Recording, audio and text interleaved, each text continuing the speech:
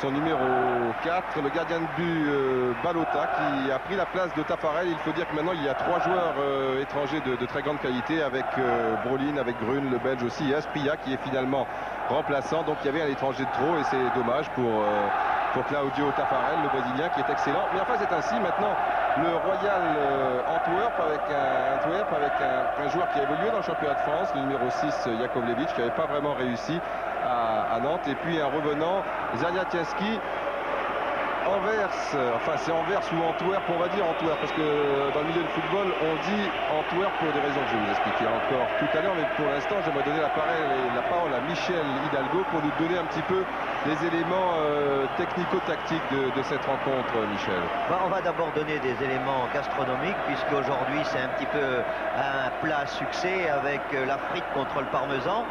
Mais pour conquérir Wembley, conquérir la Coupe d'Europe, il faudra à chaque équipe ajouter des ingrédients collectifs, physiques, agressivité chez les joueurs belges, et puis plus de technique peut-être, sens tactique chez les joueurs italiens. Mais une finale, en fin de compte, on ne sait jamais comment la vivre, et surtout dans un lieu sacré comme Wembley. Voilà le coup d'envoi qui va être donné pour l'Antwerp, avec Zaniatinski le numéro 11 et vraisemblablement Severins le 9. C'est parti avec Segers déjà pressé par 3 joueurs italiens. Donc les supporters de Parme seront sur la droite avec des couleurs jaunes, même si leur équipe est en blanc, et ceux d'Antwerp sur la gauche. En ce qui concerne les joueurs, c'est l'inverse. Pour la première mi-temps seulement. Les supporters, ça durera tout le match avec Ozio, Marco, Brun, Brolin, le plus en pointe pour l'instant, marqué de très près par Smith. Le revoici, le capitaine Rudy Smith. Et Benarivo, Antonio Benarivo, qui était parti là. Oui, il était parti sur un grand rythme, mais il y a eu un petit rebond et ça lui a bien sûr fait rater son centre et sa frappe.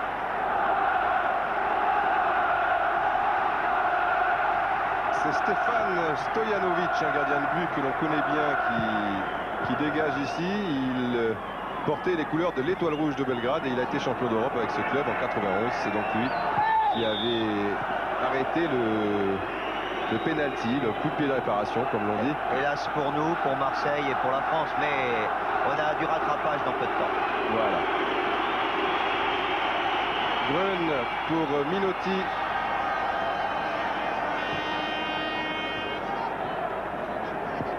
Di Chiara. Une intervention un peu musclée de Tielemans, mais l'arbitre, M.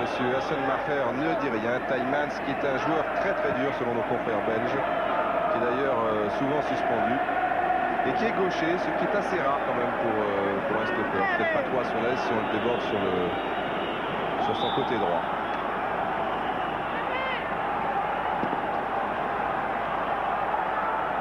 Donc un coup franc pour Parme. Il y a des joueurs qui montent, notamment Brun, qui dévie ici ce ballon. Et Antwerp peut repartir avec Lenhoff, Hans-Peter Lenhoff, joueur allemand. Ah oui, c'est bien joué dans le trou pour Zaniatinski, qui est signalé hors-jeu, mais bien fait de la part de Lenhoff. Tchernia, qui se trouvait en position de hors-jeu et qui a malgré tout raté cette reprise, mais qui est toujours dangereux par son allant et puis surtout sa puissance. Bel enchaînement d'Alessandro Melli. Toujours Melli, mais pour l'instant, on dirait que les joueurs italiens se montrent un petit peu individualistes, même si ici Melli bénéficie d'un corner. Mais il n'y a pas du tout de prudence dans cette équipe italienne. Elle a entamé le match tout de suite vers le but adverse. Et c'est vrai que si on pouvait avoir un but dans cette première mi-temps, cela pourrait donner un match plus enlevé. Attention à Ozio pour le corner. Stojanovic bousculé par Melli au départ. Il y avait une tête de Kuogi qui a finalement été préféré à Asprilla, non pas pour des raisons de talent, mais tout simplement parce que le génial Colombien ne s'est pratiquement pas entraîné depuis 5 semaines. Il a été sévèrement touché au talon d'Achille. Il a connu le drame de perdre sa mère la semaine dernière, donc il est retourné en Colombie. Mais il pourra servir de joker au cas où, car son talent est grand. C'est d'ailleurs lui qui avait marqué le fameux but qui mettait un terme à l'invincibilité du Milan AC après 58 matchs à San Siro. C'était au mois de mars dernier. L'interrogation d'ailleurs de ces dernières heures, de ces derniers jours, c'était Asprilla jouera ou ne jouera pas. Sera-t-il sur le banc ou dans la tribune? Eh bien, il est quand même sur le banc. C'est Zerniatinski, oui, qui est marqué de trop près, j'allais dire, mais l'arbitre laisse jouer par Grun. Zorato pour Di Chiara. Change complètement à destination de Méli. Teuilman s'est intervenu. L'arbitre laisse jouer. Il y a Ozio en bonne position. Derrière lui, Benarivo. Ou encore Zorato. C'est bien intercalé, Minotti. Attention au contre avec Zerniatinski. Oh, je pense pas que ce soit méchant de la part de Zorato. C'est deux équipes qui jouent très bien le contre, mais surtout je crois que c'est l'Antwerp qui est très forte dans ce domaine-là. Et comme les Italiens n'hésitent pas dès ce début de match à s'installer dans le camp des Belges, eh bien ils vont avoir quelques champs libres, notamment pour les deux attaquants, qui demandent que cela. Alors tout à l'heure, je vous disais pourquoi l'Antwerp et non pas Anvers, tout simplement parce que ce club a été fondé en 90 par des étudiants anglais, comme cela était souvent le cas à l'époque, et ils ont toujours insisté pour que l'on garde l'appellation anglaise. Et en Angleterre, on dit Antwerp, en flamand Antwerpen, et en français Anvers. Mais comme ça a été fondé par des Anglais, c'est donc l'Antwerp, et c'est le premier club de l'histoire belge, c'est-à-dire qu'il porte un matricule, le matricule 1. Là-bas, on a un numéro en fonction de la naissance du club. Si vous fondez un club maintenant, ben, vous serez aux alentours du numéro 6200, 6200, 6300, enfin, dans ces eaux-là. Et aujourd'hui, il justifie bien son matricule. Il y a Ozio qui s'est engagé, Méli également, mais Benarivo est un joueur qui aime porter le ballon. Ah non, il n'y avait personne dans son dos, Méli. Mauvaise relance de Schmitz. Minotti, libéraux, on parle de lui pour la succession de Baresi.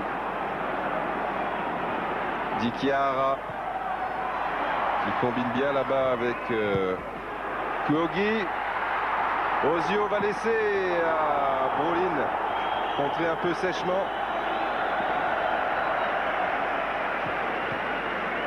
Et pas beaucoup de soutien pour Jakovlevic. Le milieu de terrain est légèrement dominé pour l'instant par l'équipe de Parme. Zorato, il monte très souvent Minotti, il a une bonne frappe du gauche. C'est un nouveau corner pour l'équipe italienne. Eh bien, nous venons de voir dans ces dernières minutes une image du match, c'est-à-dire que les Italiens combinent fort bien. Ils essaient d'alterner le jeu au centre, le jeu sur les ailes, sur les deux ailes d'ailleurs. Et par contre, il y a un fort regroupement des défenseurs et des milieux de l'équipe belge et qui forment une densité pas facile à passer. Attention, Minotti est toujours monté sur ce corner tiré par Ozio. Brolin, personne en soutien, il le sait, il est obligé de tenter l'impossible. Et c'était presque réussi. Mais là encore, il n'y avait personne au premier poteau pour gêner Stojanovic. Lenov. Severins qui va chercher très très loin. Son premier ballon a bien changé là-bas. Pour son arrière droit, Kikens. Zerniatinski, Kikens, ah oui, mais lui aussi manquera de soutien. Il sera obligé de tenter l'action individuelle et devant de tels adversaires, surtout redoutables sur le plan défensif. C'est pas l'idéal. Ah, un bon ballon de contre là pour Kogi. Brolin. Oui, à droite, il l'a vu, il est parti. Benarivo qui est un arrière très offensif. Sensiblement le quatrième milieu de terrain. Bon centre, une tête de plongeante de Méli. Magnifique Stojanovic, mais quelle belle ouverture de Brolin. Enfin, quelle action dans toute ça. Quelle action, et surtout en 3 passes, ils ont remonté 60 mètres pour se trouver en position de marquer. Et il a fallu un très bon réflexe du gardien, mais le match commence très très bien.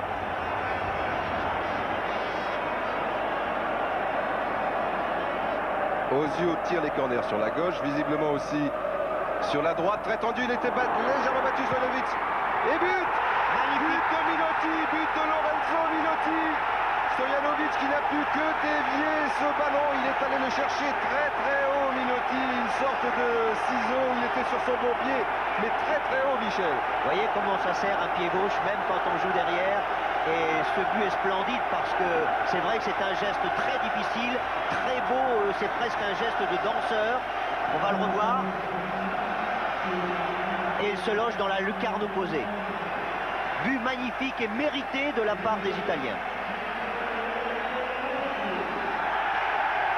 Donc 9e minute, Minotti qui pour un libéro est vraiment très très offensif, mais cette équipe de Parme pratique un très très bon football. A été l'une des premières à évoluer en zone. Enfin, auparavant il y a eu Lidholm, le Suédois, qui a fait jouer comme cela l'AS Roma, qui a été champion d'Italie à cette époque-là. On continue avec Smith. Oh, il manquait pas grand-chose à Severins. Et pour en terminer, Nevio Scala, l'entraîneur de cette formation de Parme, a succédé à Arrigo Sacchi, alors que l'on voit de l'angle opposé le but de Minotti.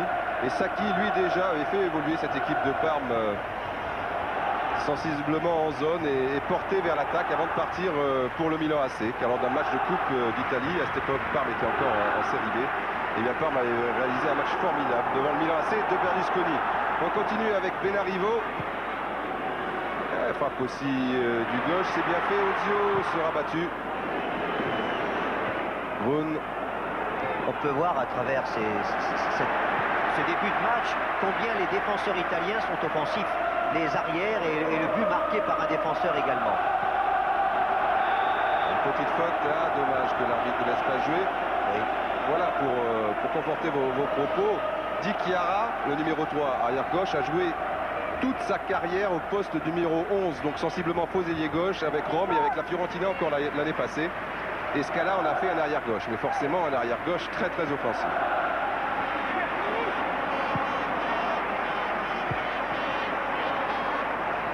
Méli. Attention au pressing belge. Zanatinski pour Severins, c'est superbement joué. Severins qui peut croiser et qui marque et qui égalise. Quelle action formidable entre Zanatinski et Severins sur une petite erreur de relance italienne. C'est tout l'art de cette équipe belge de compter sur ces deux attaquants sur les espaces. Ils les exploitent fort bien. C'est un jeu à deux et c'est un but également très beau. Et quel début de partie, 8e minute, but de Minotti, 11e minute, tir croisé de Pletex de Severins, cela fait un but partout. Et bien peut-être que ce n'était pas l'affiche annoncée pour une finale de Coupe des Coupes, en tout cas sur le plan du jeu et du spectacle, et bien les deux équipes sont bien là. Et France 2 aussi, et alors? Deux buts du pied gauche.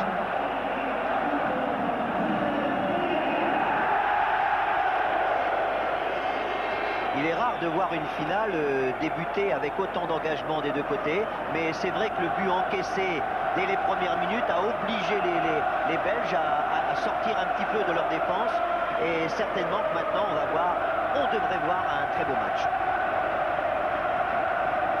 Alors ce coup franc à environ 30-35 mètres des buts, il y a encore le gaucher Minotti qui prend beaucoup d'élan, donc on peut supposer qu'il va tenter sa chance directement. Même Severins revient se placer dans le mur. Minotti combiné, joué à 3, Ozio pour Brolin, de la tête pour Méli. Et pris un petit peu à contre-pied, c'était trop engagé cette action en tout cas. Mais s'ils avaient marqué après cette combinaison, oui, ça aurait été un exploit. Parce qu'il fallait le faire, ça, il fallait surtout le réussir. Et il fallait nous remontrer cette frappe de Severins que l'on retrouve ici, très bien rasée. Pas le même rasoir que Jean-Pierre Papin. En tout cas, c'est aussi efficace. Et le revoici, Severins en embuscade devant Minotti et Di Chiara qui vient le gêner maintenant. En retrait, il n'avait pas vu Kikens, dommage. On repart avec Segers, Didier. Pas beaucoup de Didier dans le football, c'est bien de temps en temps. C'est vrai, c'est pas du tout, à part Sénac et Kouékou. Il faut chercher.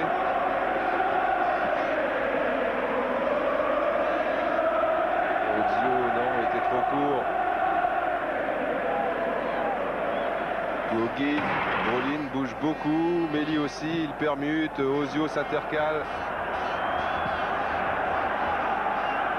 Attention à Zernatinski, Grun.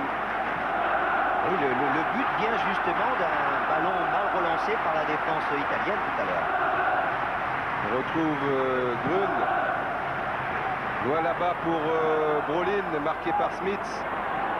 Attention, pas de faute. Ozio, Méli, il avait anticipé pour le premier poteau, c'était le deuxième. Lenov va avoir beaucoup de champs devant lui et pas mal de soutien dans l'entrejeu, notamment dans le rond central. Mais aussi, il préfère jouer devant, pourquoi pas pour Severins, toujours à la limite du hors-jeu. Il est passé, il bénéficie d'une faute, c'est une bonne chose pour lui car il avait beaucoup trop poussé son ballon. Il y avait un deuxième joueur italien, mais le premier a mal joué le coup. Il était esselé, mais je crois qu'il en a l'habitude. Et quand on regarde un peu la radiographie de cette équipe belge, on la voit d'en haut, on voit beaucoup de maillots rouges derrière et on voit deux joueurs, deux maraudeurs, Severins et Tchernia.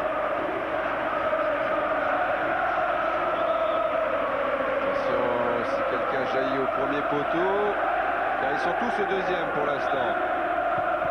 Il a tenté un petit peu directement. Maintenant, ils ne sont plus au deuxième sur cette frappe de Lenov. C'était un petit peu prétentieux de tirer directement, mais on ne sait jamais. Quelquefois, ça passe. Ils ne sont pas frileux, les supporters belges. Et de temps en temps, ils chantent, vous avez vu déjà en gesticulant les bras de la sorte. Avant la rencontre, il chantait OA Tchernia, c'est OA Tchernia. Tchernia étant le diminutif de Zernatinski. Plus pratique effectivement de l'appeler de la sorte. On dit qu'il y a à peu près 18 000 supporters belges. Et autant italiens et 2 à 3 000 Colombiens de Londres sont venus pour voir Asprilla. Ça sera peut-être en deuxième mi-temps. Zorato, Méli pour Ozio. Bien fait, Zernatinski, magnifique, une faute, légère faute de Daniel Zorato. Franchement, de cette façon, les deux attaquants ont leur espace, et on pourrait presque dire leur espace vital, parce qu'ils peuvent s'exprimer que si justement ils ont des longueurs à faire. Lenov, loin pour... c'était à destination de Severins, finalement Benarivo a pu dégager en corner, mais indiscutablement la défense de Parme a du mal à se situer par rapport à ces deux attaquants qui bougent beaucoup sur tout le front de l'attaque. Severins donc et Zernatinski. Il y a 10 joueurs de Parme dans la surface de réparation, enfin un de moins puisqu'il y a Brolin qui est pas bien loin de celle-ci. Regardez la position de Didier Segers au moment où il frappe ce corner bien enveloppé. Lenov, et bonne intervention sans trop de problème de Marco Balota. Oh, bonne relance pratiquement pour Méli qui était à 70 mètres de là. Il ne faut pas s'affoler, mais ça va sortir. Balota qu'on appelle le portier de nuit. Il a remplacé le gardien brésilien qu'on appelait lui le portier de jour. Taffarel, non, il est signalé hors jeu, Méli. Et vous savez pourquoi, Michel? Oui, parce... Oui. Expliquez-le. Non, mais parce que vous le savez. Donc en son nom. Parce que le téléspectateur ne comprend pas forcément aussi. Puisque pourquoi portier de nuit? Effectivement, parce qu'il gardait les buts de son équipe lors des matchs de Coupe d'Italie. Et ces matchs se disputent en nocturne. Et Taffarel, lui, donc, c'était en championnat. Et là, c'est en diurne. C'est un match qui peut jouer en diurne et un petit peu en nocturne. Oui, il peut être portier des deux, là. On va voir.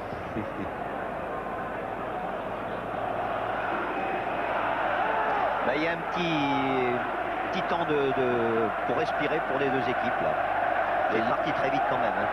Oui, très vite. Vous avez vu Jakovlevic qui est monté. Lenov pour Severins. Et oui, qui avait encore pris le dessus sur la défense italienne, alors que Jakovlevic, l'ancien Nantais qui évolue aux avant-postes avec le FCN, là est le milieu de terrain, un peu le régulateur. Car si Lenov est le meneur de jeu, mais enfin il est plus un rôle de joueur qui accélère au milieu. Mais c'est Jakovlevic qui donne la mesure.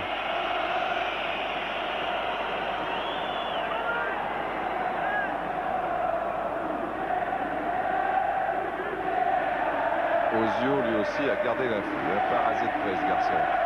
Brolin, Méli n'était pas hors jeu au départ du centre de Brolin. Severins, Benarivo. Brolin ne s'engage pas. Il va chercher le ballon. Il y a Méli, il y a Brolin qui tente directement sa chance. Après tout, pourquoi pas. Ah, le lutin suédois est toujours dangereux par sa vivacité naturelle et également par une maîtrise technique hors pair. Il y a beaucoup de jeunes en attaque, surtout dans cette équipe de Parme. Brolin a 23 ans.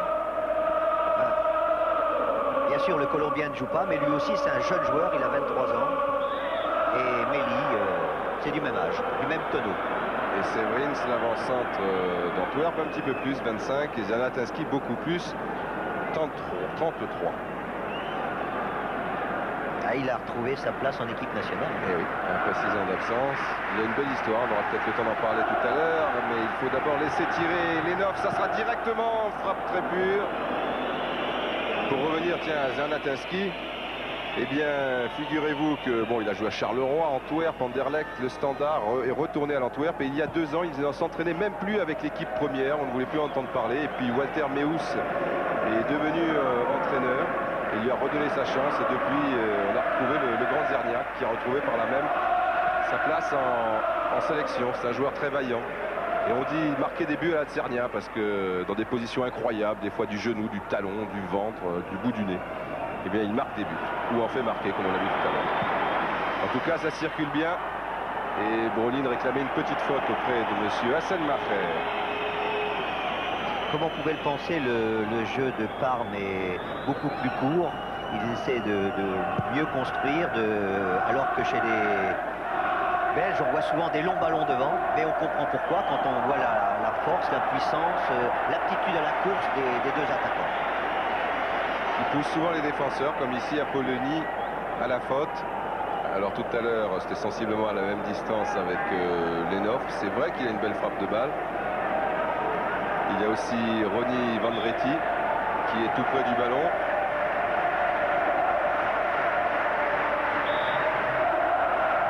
Mais le mur n'est pas vraiment à distance, alors que dans les 18 mètres, vous avez vu avec le réalisateur anglais là, qui vous montrait ça, ça bardait un petit peu pour se faire de la place. Di Chiara.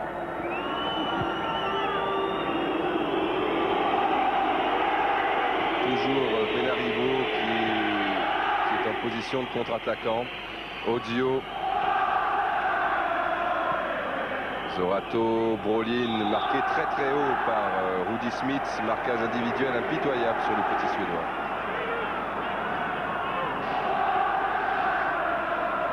Ah, il ne faut pas lui laisser beaucoup de champ à Brolin.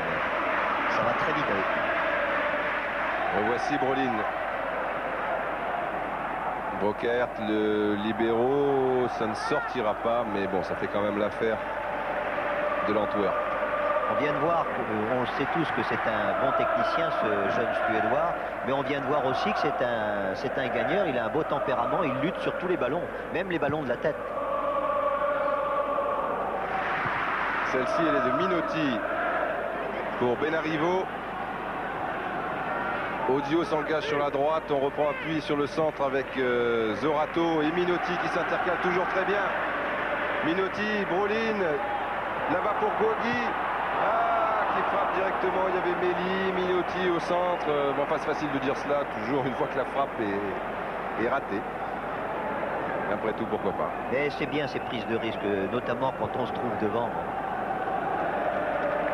Bel enchaînement, donc Minotti, Brolin et Guogui. Alors que Méli va se replacer, vous le voyez, il était relativement bien placé vers le point de pénalty. Lenov, Kikens. Il a fait là pour Kikens qui s'engage une nouvelle fois. Et il aurait fallu la prendre avant le rebond, ce qui n'a pas été le cas.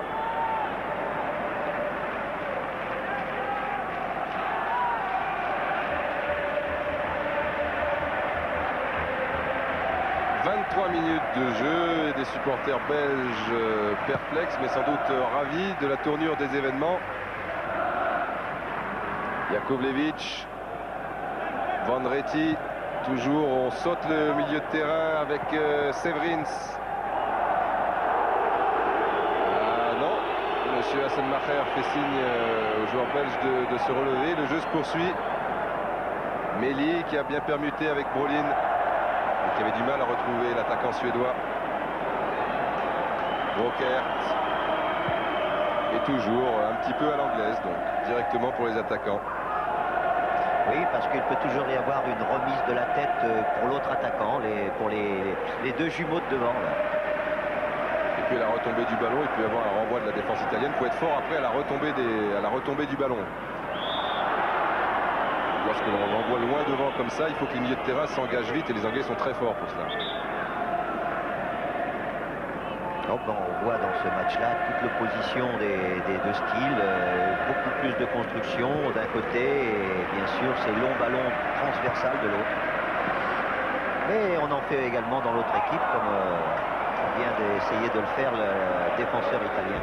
Quand je parlais de la retombée du ballon, c'est évidemment la deuxième. Hein. La première, c'est pour un défenseur italien ou l'attaquant belge. Mais si le défenseur italien renvoie, là, il y a la deuxième retombée du ballon. Et c'est là qu'il faut se montrer présent, bien sûr.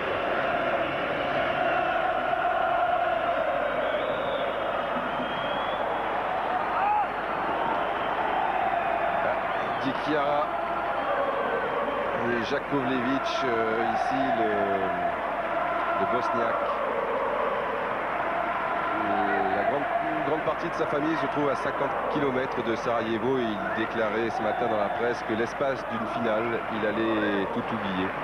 Il a fait installer une antenne parabolique sur le toit de sa maison à Antwerp et de 18h à une heure avancée de la nuit, eh bien, il se branche sur les télévisions croates et serbes pour avoir un petit peu des nouvelles de tout ce qui se passe là-bas.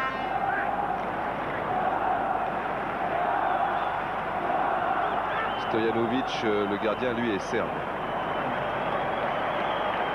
Et très souvent, d'ailleurs, les deux joueurs partagent la même chambre. Il y a déjà un remplacement. Et oui. Ça semble pour Zorato. La finale est terminée. Et c'est Gabriel Pin qui le remplace. Qui a déjà joué, on le connaît, il a joué à la Juventus et à la Lazio de Rome. Gabriel Pin, c'est également un milieu de terrain. Donc pour Zorato, c'est terminé. Alors que le coup franc est joué. Bonne déviation de la tête. Un ballon qui aurait pu être dangereux s'il avait été pris par un joueur en course. Et il y a eu peut-être... encore ici avec Minotti. Personne ne s'engage trop sur les ailes, hein, c'est vers le centre. Mais vers le centre, il y a beaucoup de monde. Mais ce ballon revient toujours Minotti qui tente de très très loin alors qu'il y a eu un petit déroulant qui a dû passer sur le mauvais secteur. Et qui vous signale qu'en jouant au 36-15 code Stade 2 le jeu penalty, eh bien vous pouvez gagner un week-end à Londres et week-end de votre choix et suivre un match. Il y a 8 équipes londoniennes en première division, donc si vous préférez Tottenham, Arsenal ou d'autres. Attention, Severins devancé par Balota, mais il faut être un bon tireur de pénalty. C'est pas si évident que cela. Et toujours Benarivo qui n'hésite pas à monter, qui alterne jeu défensif et jeu offensif. Voilà Gabriel Pin. Minotti, hein, c'est quasiment un milieu de terrain. Oui, il joue en position de milieu. Hein. C'est Grune qui joue plus derrière. Oui. Et le voici ici, Grune. Cette fois, Minotti est resté derrière et l'infatigable Benarivo. Attention, il y a demi-temps, peut-être des prolongations et le stade de Wembley est très long et très large. Brolin, bien dévié pour Kogi. Le ballon est sorti. D'ailleurs, il paraît normal de voir jouer Georges Grune plutôt derrière. Dans le championnat italien, dans le classement, il est dans le classement des stoppeurs. Il est deuxième d'ailleurs derrière Kohler.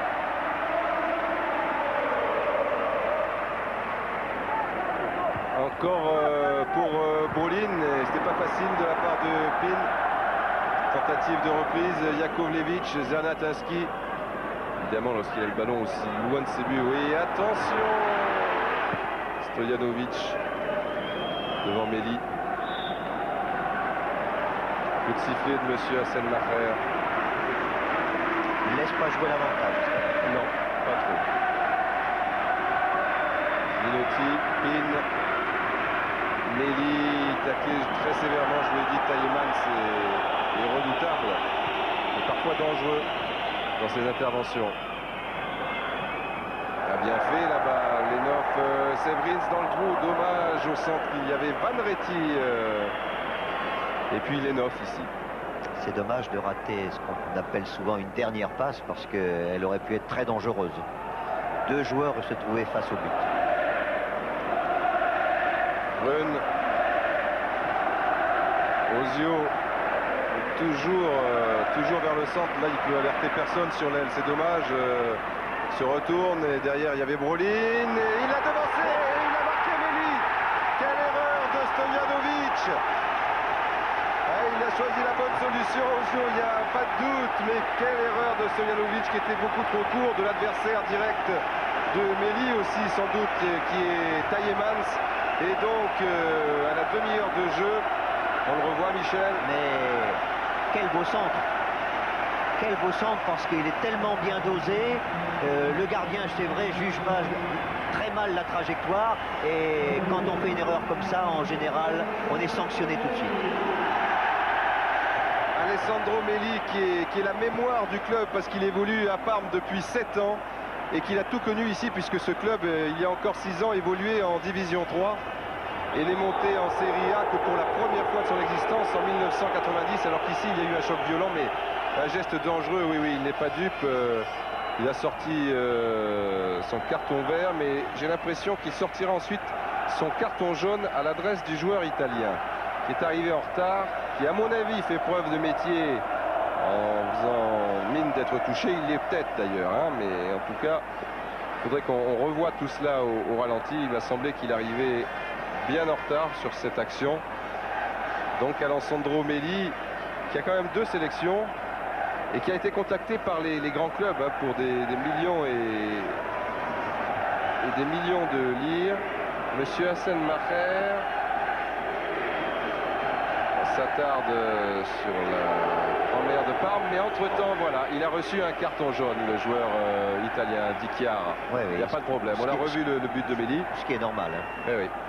Mais vous voyez, monsieur Hasselmacher est en train de prendre ses petites notes, et Di Chiara a reçu un carton jaune, même s'il avait joué finement, mais même, je suis peut-être mauvaise langue, s'il avait peut-être un petit peu mal aussi.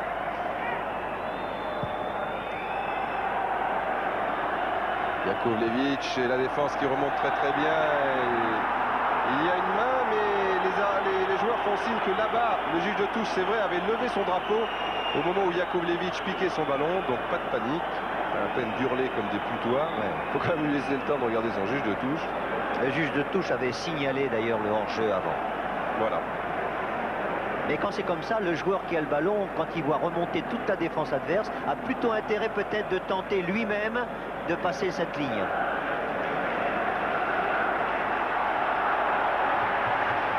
Voilà, avec Benarivo, bel enchaînement avec Méli. Tête nonchante pour lui, c'est pas terminé, Ozio. Oh là là, c'était encore très trop chaud. Di Chiara qui presse Kikens. Et là encore, un très bon débordement de ce joueur Antonio Benarivo, 24 ans, arrivé de Padoue en 91 et qui a fait l'essentiel de sa carrière. Il a 24 ans. La première partie de cette carrière surtout à Brindisi. En fait, il a été formé à Brindisi.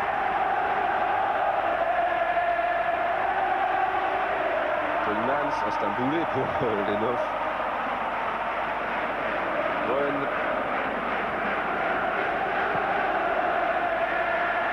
Transversal pour Kogi, taclé par Van Reti. Alors que vous savez, Michel, qu'il y a au moins un Belge présent à Wembley qui espère une victoire de Parme. Non, là vous allez nous dire tout ça. Oui, et c'est le père de Georges Grun qui a fait le déplacement. Ça prénomme Jean-Marie. Et lui, évidemment, pour son fils. Car il faut savoir que Georges Grun a perdu une finale de la Coupe des Coupes il y a 3 ans avec Anderlecht. C'était contre la Sampdoria. Et il y a bien plus longtemps, parce que ça fait longtemps qu'il évolue au plus haut niveau, Georges Grun qui a 31 ans, il avait perdu, toujours avec Anderlecht, où il a fait une grande partie de sa carrière, une finale de Coupe de l'UEFA contre Tottenham Hotspur. Et à cette époque-là, Anderlecht, en compagnie de Georges Grun, il y avait Zaniateski qui vient ici de relancer pour Severins. Oh là là, c'est pas facile, évidemment, l'angle était bouché et il n'y avait personne au centre. Et ça va très vite, d'un côté comme de l'autre. On s'en plaindra pas. Pin, et voudrait la mettre dans les pieds de Méli. Ozio. Très présent Ozio depuis le début du match. Il évolue très bien sur toute la largeur du terrain. Il est toujours disponible. Et il permet à ses deux jeunes équipiers, Méli et Brolin, de recevoir de bons ballons. Ballon pour Lenov qui est court devant Minotti. Pin qui a beaucoup de champ. Encore Benarivo, non. Et si, extérieur pied droit, c'est pas mal. Méli qui semble un petit peu en retard par rapport à Tuymans qui a bien joué de l'épaule. Benarivo. Vous voyez dans son dos, il y a Zaniateski. Et il laisse pas la marche. Regardez bien Benarivo parce que lorsqu'il descend sur son aile, il peut aussi bien centrer du pied droit comme il l'a fait 2-3 fois en pleine course que de faire un petit crochet intérieur et donner un ballon avec son pied gauche. Et il s'engage encore sur cette action, il est infatigable. C'est le Facchetti des temps modernes. Et le beau Giacinto jouait à arrière gauche à l'Inter de Milan, mais enfin c'était un... Et il ne va pas pouvoir tenir à ce rythme. Non, à mon avis, ça va être difficile. Enfin là, il n'a pas été trop couvert sur cette action. Ballon pour Didier Segers. C'est ça le problème, qui monte, oui, mais il faut qu'il soit couvert. Ozio, ils aiment la contre-attaque avec Méli. Brolin qui entraîne la défense sur la droite. Méli à gauche. Oh oui, mais même déjà, s'il avait passé Brocaer qui a été très bon sur ce tacle. Ah, le tacle était parfait. Il aurait Yvonne Retti. Sinon, c'était un danger de but. Ah, il pousse les Parmesans. Minotti, personne à droite, faut s'engager, mais il ne peut plus s'engager. Là, il y avait un plan serré, vous ne vous rendez pas compte qu'il n'y avait personne sur la droite, mais Benarivo a besoin de récupérer. Là, il y avait une faute sur Di Chiara. Au moment du 1-2, il y a un carton jaune pour Severins. Alors lui aussi, ça va être difficile pour lui parce qu'il n'arrête pas d'évoluer sur les 30 mètres, là, les 70 mètres même de largeur en position d'attaquant. Mais si en plus il va défendre... Severins qui a joué un an à Pise et il n'avait marqué que 2 buts, ça n'avait pas trop réussi, il n'a pas trop marqué de championnat italien, au sens propre comme au sens figuré. Et donc attention aux têtes de Méli, d'Ozio, Grun qui est monté, Minotti aussi. C'était Grun qui était menaçant pour Tuymans. Ozio à la limite du hors-jeu. Bien revenu Kikens. Il y a une faute de Guogui. Non, l'arbitre, cette fois il laisse l'avantage car il avait le sifflet à la bouche. Pin qui couvrait Minotti, bien évidemment, au poste de libéraux. À gauche, il y a du monde. Bonretti. Jakovlevic, faut pousser un peu. Maintenant, il y a beaucoup de monde à droite. Et il l'a vu, Jakovlevic. Lenov qui relance. Ah, dommage. Ce ballon était pour Zaniateski. Une petite mésentente avec Severins. S'il avait pu contrôler ce ballon, notamment avec la poitrine, l'emmener avec lui, c'était presque un but. Mais beaucoup d'occasions des deux côtés, beaucoup de bonne volonté offensive, bel esprit. Pour l'instant, le match tient toutes ses promesses. Magnifique. On en discutait avec Francis Marotto l'année dernière et on se disait que même si ces deux formations, il y a faute sur Benarivo, ne font pas partie du gratin dauphinois européen, eh bien on allait sans doute assister à une belle finale. Mais on ne le dit pas parce que Parme mène de 1. Cette équipe était légèrement favorite par rapport à Antwerp, notamment par la qualité du championnat italien, quand on sait que Anderlecht se balade carrément dans le championnat belge. Il y a deux championnats très différents. Oui, ils sont habitués à ces matchs difficiles et à cette forme de pression en Italie. Il y a un match de Coupe d'Europe pour Pin et Ozio tous les dimanches. Et Kyogi maintenant qui prolonge. Dichiara, deuxième poteau, non. Brolin est devancé par Schmitz. Rudy Schmitz, titulaire en équipe nationale. Vous savez que celle-ci est quasiment qualifiée dans son groupe. On trouve aussi la Roumanie, la Tchécoslovaquie. Zilferoué, quasiment qualifié pour le mondial américain. Brolin, Méli qui était parti très très loin et Ozio qui a hésité. Et nouveau corner, bien sûr. Ah non, sortie de but. Non, l'arbitre décide qu'il n'y a pas corner. Oui, bien, les Belges font un parcours remarquable depuis déjà très longtemps. Dans toutes les grandes compétitions, ils se qualifient très souvent. C'est tout à fait extraordinaire parce que quand on sait le nombre de licenciés par rapport à certains grands pays, on ne peut que leur tirer le chapeau. Bravo les Belges. Bravo les Belges, même s'il y avait peut-être corner. Et ils ont quand même remporté 3 coupes des coupes, hein, 2 fois avec Anderlecht et 1 fois avec Malines. Chapeau. Lenov, lui, est allemand. Il a évolué au FC Cologne et j'ai bien peur qu'il ait touché le ballon après la déviation, oui, en dernier. Mais pas pour le juge de touche, alors tout va bien pour lui. Severins. Ah, ça va être une touche longue. Je le crains. Enfin, je le crains, je le sens. C'est surtout la défense de Parme qui le craint. Jakovlevic. Lenov. Oh, revient d'une position de hors-jeu. Serniatinski. Dommage. Severins et Serniatinski ont marqué à eux deux 36 des 54 buts de l'Antwerp, c'est-à-dire les 2 tiers du club en championnat pour l'instant. 19 pour Severins et donc 17 pour Tchernal. Méli. Trop long. Trop long.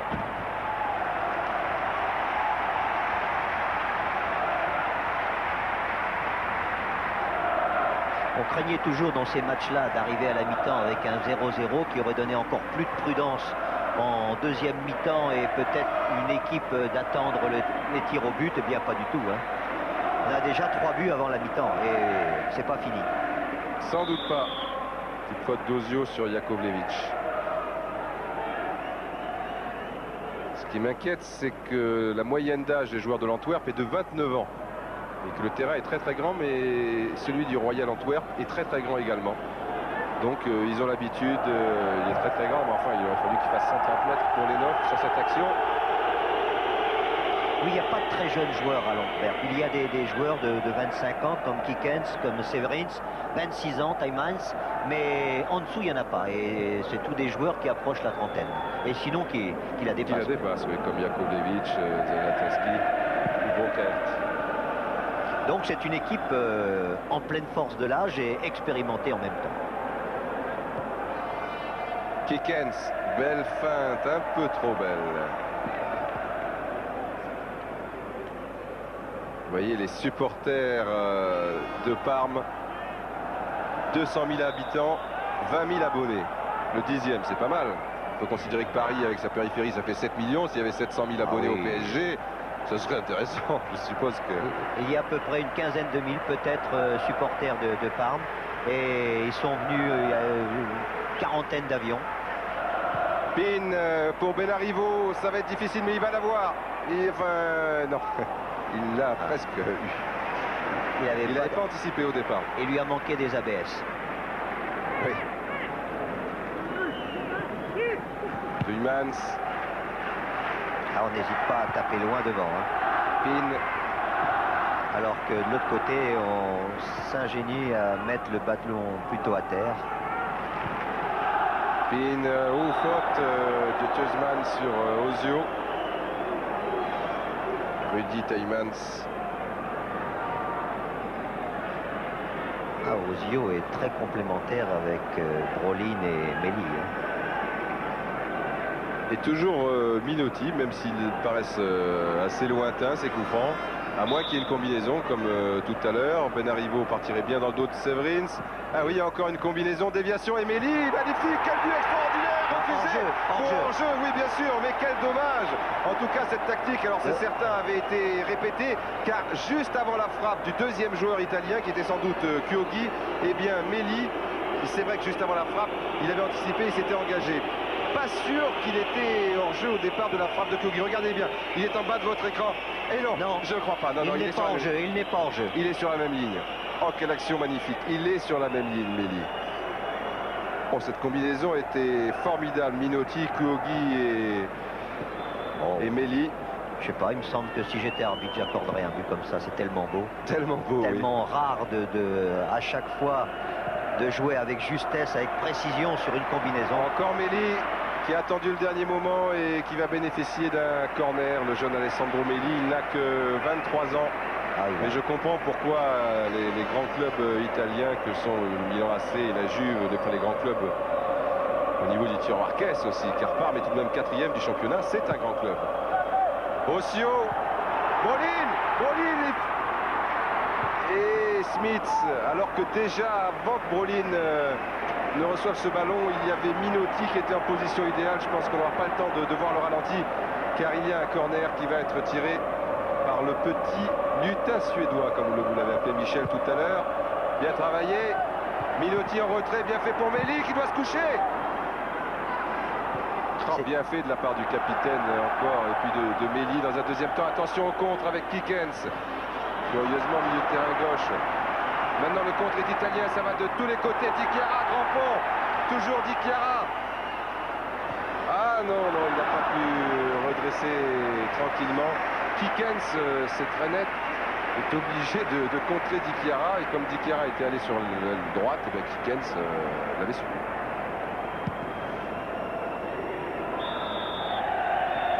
Et bien voilà. Et voilà. Comment on voit pas le temps passer. Absolument.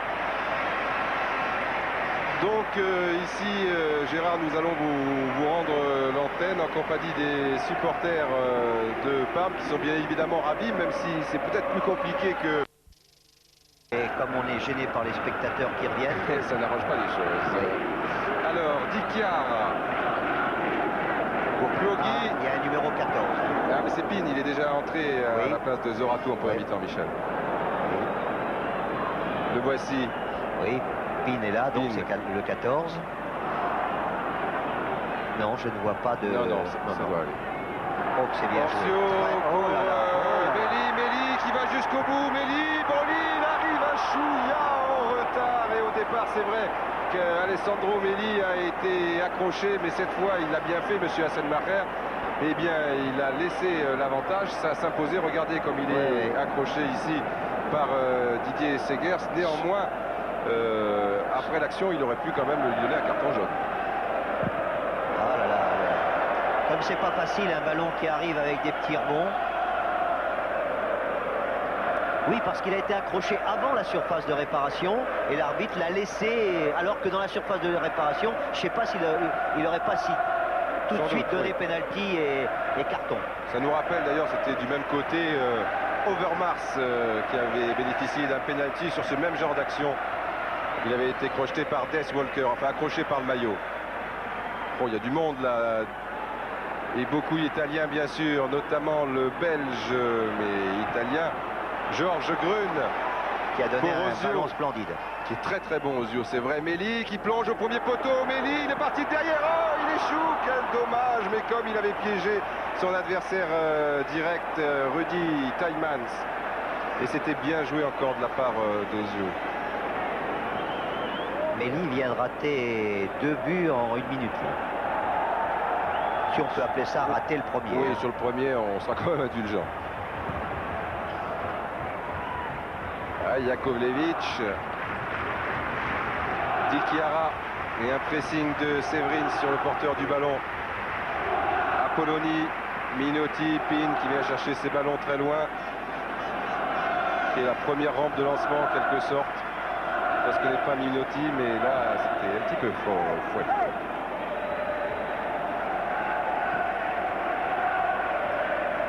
Eh bien, contrairement à ce que l'on constatait autour du stade où il y avait du vent, il n'y a pas sur le terrain un vent qui semble gêner les joueurs, même s'il est légèrement favorable maintenant pour les Belges. Avec Zaniatinski,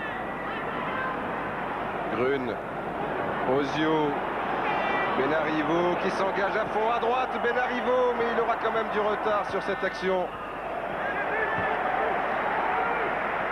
Benarivo, il a une pétrolette, il a une moto, il a quelque chose. Il a 3 poumons.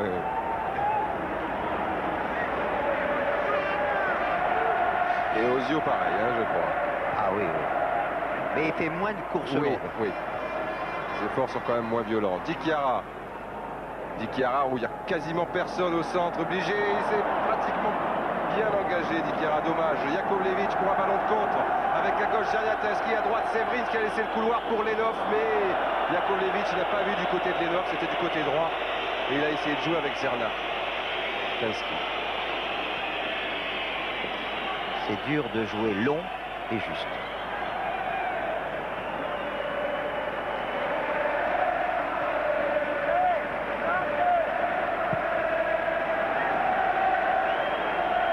Jakovlevic, Brolin.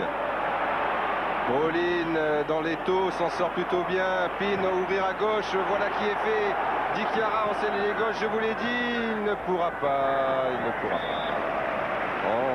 ce ballon, alors que lorsqu'il y a un ballon trop long comme ici pour les Italiens, le public applaudit. Lorsqu'il y a un ballon trop long comme tout à l'heure avec Jakovlevic, trop long pour les Belges, donc le public siffle, renverse et contre tous. Bien sorti. Ça y est, c'est dit. C'est dit, on peut aller se coucher. Ozio, Benarivo. Benarivo, il est bien parti, mais Benarivo, pas sûr. Ça va quand même, Ozio. Ozio et Méli qui plonge encore au premier poteau. Il la lui fait à tous les coups, ce pauvre Taiman. C'est au deuxième, il y a Brolin. Ou tentative de grand point hasardeuse de Smith devant Guegui. Guegui. Double contact et monsieur Hassenmacher. Et oui, il accorde un coup franc. Brocart avait peur à un nouveau carton. Il est allé s'interposer pour son copain de l'équipe. Mais Méli aurait pu tuer le match depuis la reprise. Ozio. Dégagement Jakovlevic. Di Chiara. On voit que c'est un ancien attaquant quand même. Grun pour Di Chiara dans son dos. Et Di Chiara qui, j'allais dire, très correct devant Stojanovic. Mais il a été plus stupide que méchant là, parce qu'il aurait pu vraiment s'élancer au-dessus du gardien serbe. Et il a laissé traîner la jambe. Mais je pense pas que c'était méchant, parce qu'il avait bien ralenti sa course. On va le voir en ralenti, Michel. Oui. Là, il voit qu'il est court, il ralentit. Enfin, non, il n'a pas eu de geste. Absolument pas agressif. Pas agressif, mais... Oui, il y a des crampons et ça racle toujours. Et puis il y a la vitesse d'intervention du gardien surtout. Oui, Stojanovic qui aurait pu, bon, qui a été légèrement blessé, mais ça pouvait être plus dangereux pour Di Chiara sur cette action à la limite. Tellement sa sortie était violente, mais normale bien sûr. Une faute sur Luigi Apolloni, faute de Severins.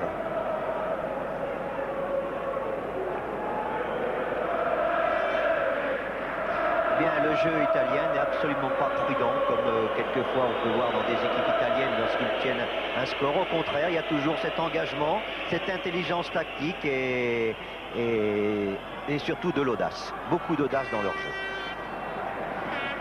Et c'est agréable lorsque les Italiens évoluent de la sorte, parce qu'ils ont vraiment de très très bons joueurs. Et c'est dommage que ce talent, comme on l'avait vu un petit peu en terre de foot samedi dernier, soit parfois gâché par des tactiques trop défensives. Ici, on est très très offensif, comme Benarivo, qui en continuant son petit pressing, a une touche. Brolin. Allez, faute de Smith, non, l'arbitre laisse jouer. Décidé de laisser l'avantage pour la deuxième mi-temps. Brolin qui cherchait une touche ou un corner, il a trouvé une touche. C'est un petit peu coupé les cheveux. Les jeunes premiers. Oh, il a toujours son visage poupin quand même. Oui. Mais son jeu est plus affermi. Devancé ici par Schmitz, Kikens. Ils ont du mal au niveau de la relance. Il y a toujours un pressing des joueurs italiens qui sont très bien placés. dans l'entrejeu. Grun, Pin, de nouveau Georges Grun. Bien fait pour Ozio. Ozio, attention. Il y avait Brolin et Méli aussi si ça passait. Les Belges sont un petit peu asphyxiés depuis le début de cette reprise. Et ils commettent des erreurs techniques comme ici avoir trop poussé son ballon. On avait pu constater encore le jeu collectif d'Ozio. Quand il avait débordé, il a tout de suite regardé à qui il pouvait donner en retrait. Marco Ozio formé au Torino. Et ensuite est parti à Empoli. Il n'a pas réussi à Torino. Et à propos de Parme et Torino, on annonce Enzo Sifo. Bien fait ce grand pont, dommage. Au Parme Athletic Club, à moins que ça ne soit Marseille. Nous verrons bien. Jakovlevic, extérieur pour Severins, Lenov, Zanatinski, Severins, pas hors jeu du tout, mais il rate complètement son centre, dommage.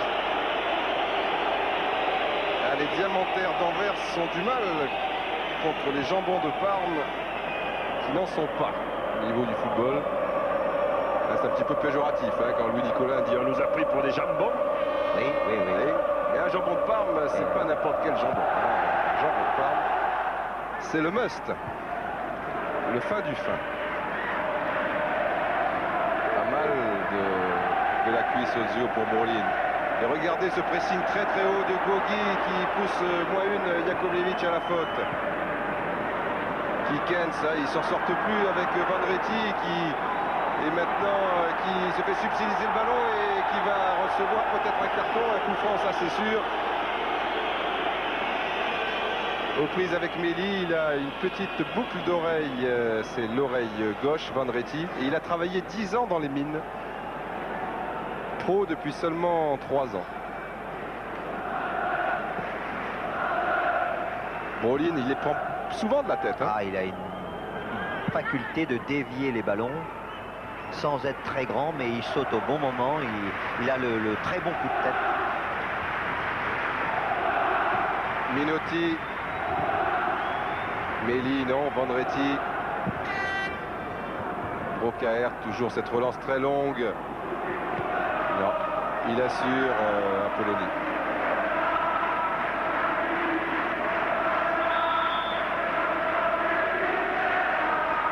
Un changement dans l'équipe belge.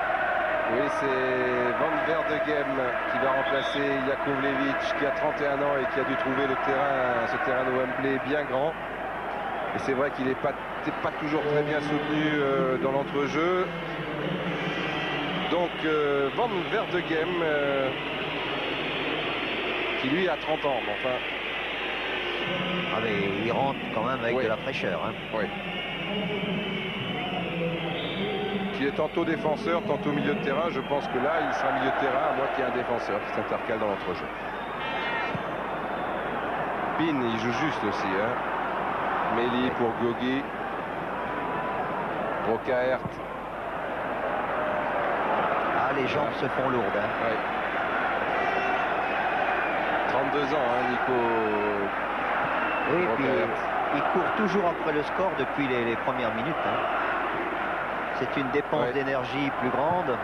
Surtout pour une formation qui aime jouer en contre. Et leur jeu est moins économique que celui des Italiens.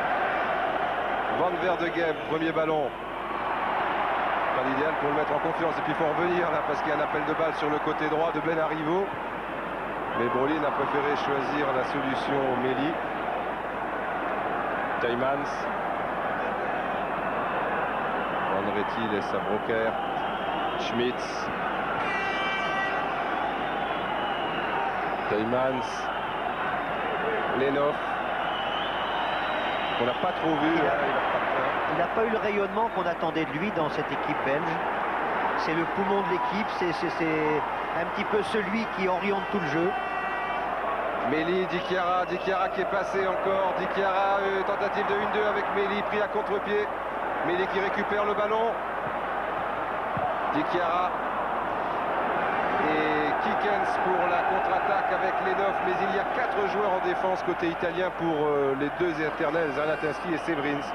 Alors elle est obligée de la faire circuler un peu dans l'entrejeu. Tierna, Tinski. Mais non, ça manque de précision. Brolin, oh là là. Il y a beaucoup de joueurs disponibles dès qu'un joueur italien a le ballon. Il y a tous les équipiers qui sont souvent aptes à le recevoir. Tout le monde bouge. Et Rudy Smith a des faux airs de Marcel Dib. Oui. La chevelure au vent. Même si Marcel Dib a coupé un peu ses cheveux. Van Retty pour un autre Van Verdegem. Lenov qui a changé de côté. Cisania peut dévier pour Séverine ce premier poteau. Il n'en a pas eu la possibilité. Kiffens très courageux, mais Dick Chiaria est un très bon joueur. D'ailleurs, il évolue relativement régulièrement maintenant en équipe nationale. Pin est un bon régulateur, tout comme Stefano Cuoghi. Mais j'aimerais bien voir Asprilla quand même dans cette partie. Méli, 1-2 avec Cuoghi qui relance sur Méli. Méli qui pousse un peu trop son ballon. Bonne sortie de Stojanovic, c'est pas terminé, ça l'est. Oh, quelle petite maladresse au niveau du contrôle qui lui a été fatale, Michel. Oui, mais il ne faut pas oublier que Méli fait beaucoup de terrain, a souvent des occasions. Et on le disait tout à l'heure, il aurait déjà pu tuer le match. Regardez là, un petit crochet et certainement qu'il éliminait le gardien. Il a voulu piquer un peu son ballon. Mais ce qui est important, c'est qu'il est toujours là. Et toujours dangereux pour la défense adverse. Et vous avez vu comme Cuoghi est allé franchement sur Segers. Oui. Il a fait un retourné avec son tibia. Mais c'est bien pour le match, pour nous. Pour nous, c'est moins peut-être bien mieux. pour La les Italiens. 3-1, ça me paraîtrait quasiment désespéré pour les supporters belges, qu'ils soient de Wembley ou du Cercle des Passionnés. 4 occasions nettes, rien que pour le seul Méli. Ça nous rappelle Viali sur cette même pelouse avec la Sampdoria, mais enfin Méli a quand même marqué au moins un but. Et même un autre refusé. Van Retty.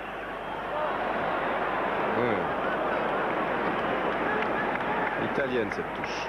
Alors que vous voyez Nevio Scala avec les survêtements blancs et bleus, qui a déjà gagné cette Coupe des Coupes avec Milan, mais en tant que joueur cette fois. C'était en 68. Méli, Brolin va se replacer. Il n'y aura que Brolin. Ouh, il avait entamé une bicyclette. Mais le ballon a été dévié. On sent que Méli est un petit peu moins confiant parce que là, il n'a pas tenté le dribble dans les 16 mètres. Oui, alors qu'il y avait 2 joueurs belges pour Brolin, donc la bonne solution aurait été peut-être de tenter le dribble, Michel, effectivement. Oui, oui. Et il doit se poser des questions, c'est vrai. Il a frappé directement. Van Retty remet dans le paquet, il est hors jeu. Zaniatinski, pas de beaucoup.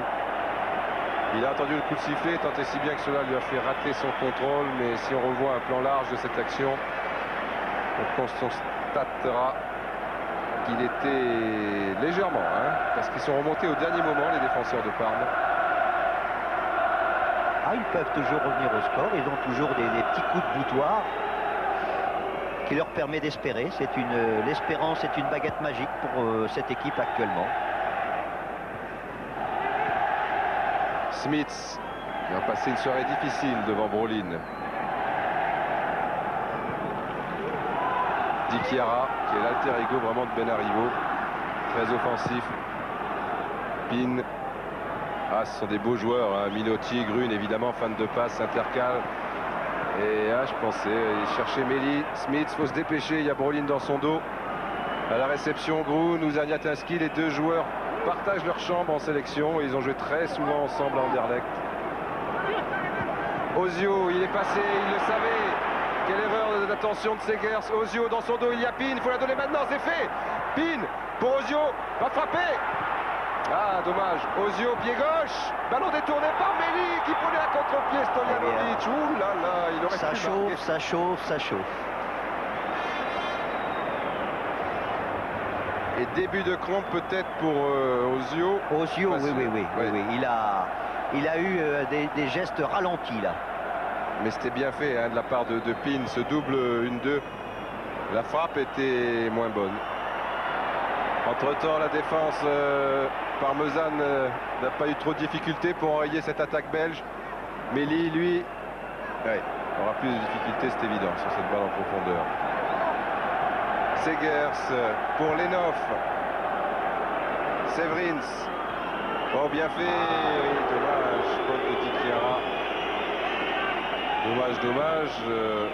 Mais les grands gabarits comme Brokaert vont pouvoir monter sur ce coup franc. Encore un beau geste, un bel enchaînement de Severins. Malheureusement stoppé irrégulièrement. Dommage.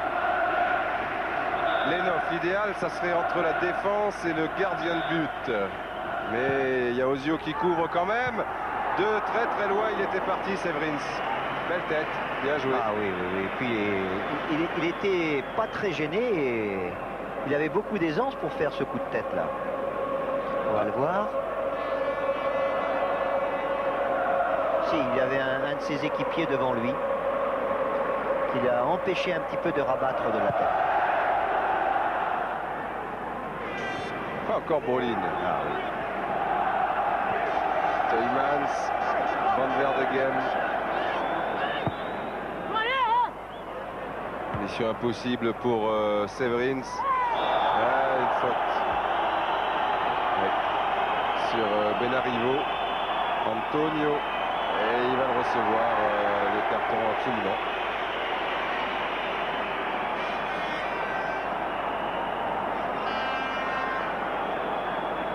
Il va y avoir un nouveau changement. Ce n'est pas à ce prix-là.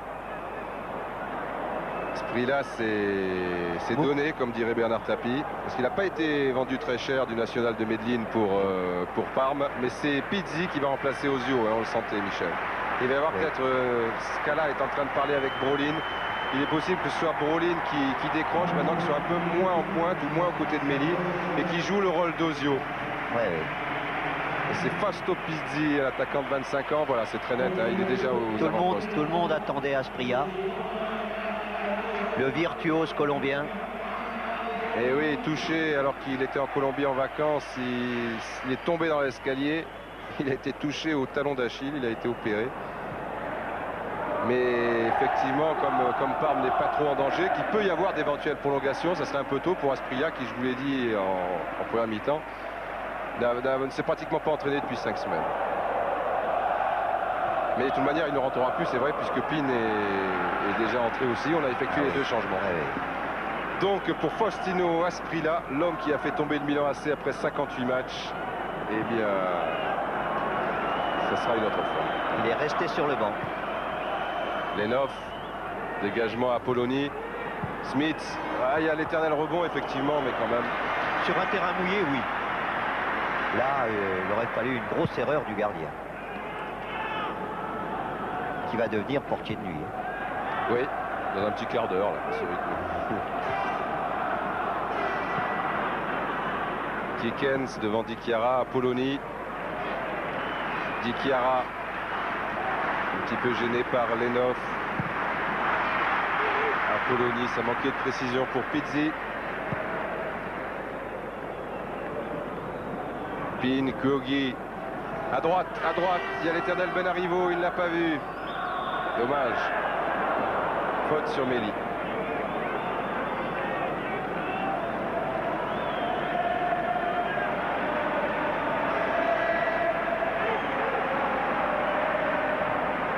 Brolin, Pizzi, Brolin, Benarivo, oui. Brolin devient le créateur maintenant. C'est lui qui essaie d'organiser, qui essaie de lancer ses équipiers. Au lieu d'avoir le but adverse dans le dos, il va l'avoir devant maintenant. Ça aide. Bonretti, Zerniatinski, devancé par Grun, qui est très bon de la tête. Kuogi, Dikiara. Dikiara qui feinte toujours le débordement. Oh, il ne va pas y aller tout seul. Oui, il va y avoir une faute. Dikiara, encore lui. Non, l'arbitre n'intervient pas. Il était en bout de course. Mais enfin, il a failli nous faire mentir. Alberto. on stigmatise toujours les actions individuelles des attaquants, on vient de s'apercevoir que même les défenseurs, avec de la technique et avec également du culot, ils peuvent le faire. Kiekens devant Pins, était à la régulière. Encore Di Chiara, plus souvent ailier gauche, carrière gauche. Il y a Pizzi, il y a Méli qui va au deuxième poteau. Il y a toujours Pizzi, Méli au premier poteau cette fois. Et Teuymans dans une position pas vraiment académique, mais pas facile, a pu dégager ce ballon. Mais la deuxième course de Di Chiara était difficile. Hein. Et là, il ne pouvait pas aller jusqu'au bout. Hein. Non. Mais il a fait une bonne passe. Corner rentrant dégagé par Teuymans. Severins, Kiekens. Alors j'aurais jamais compris son poste. Hein. Il est tantôt côté droit, tantôt à gauche, tantôt au milieu, défenseur. Grun. Brolin tout de suite. Ah, ça va être juste. Après il serait hors jeu. C'est pour ça qu'il est allé directement et que Vendretti. Hein. Vous voyez la lucidité. Hein. Il l'a encore à 20 minutes et 30 secondes de la fin. Il a jugé très vite la situation. Pizzi a bien fait en retrait. Dommage, a été un peu chargé en l'air. Vendretti, prolongé pour Kiekens. Zaniatinski. Alors au centre, Severine, c'est seul pour 3 joueurs italiens. Ah, il y a faute. Faute de Kuogi, Stefano.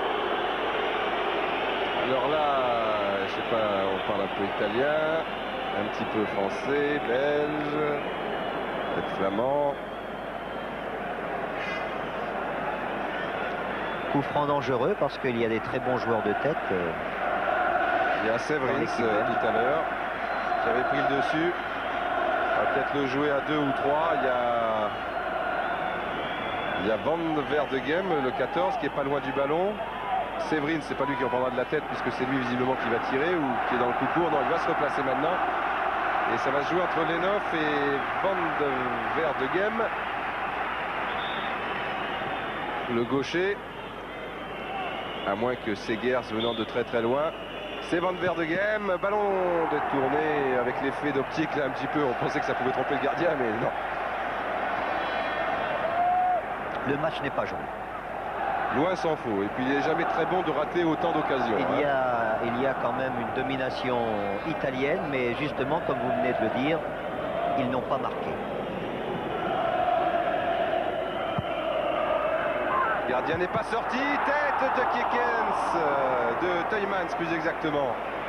Et une belle occasion, alors que c'est Kiekens ici, mais je crois que c'est Teuymans qui avait repris ce ballon de la tête. Oui, c'est le 4. Bonne occasion, hein, sur les coups de pied arrêtés. Ça ne doit pas passer loin. Hein. Oh non, ça passe pas loin et surtout, il avait la possibilité de mieux la cadrer, quoi. Enfin. Et comme elle était piquée, elle lobait le joueur qui était près du poteau. Ouais. Gabriel Pin.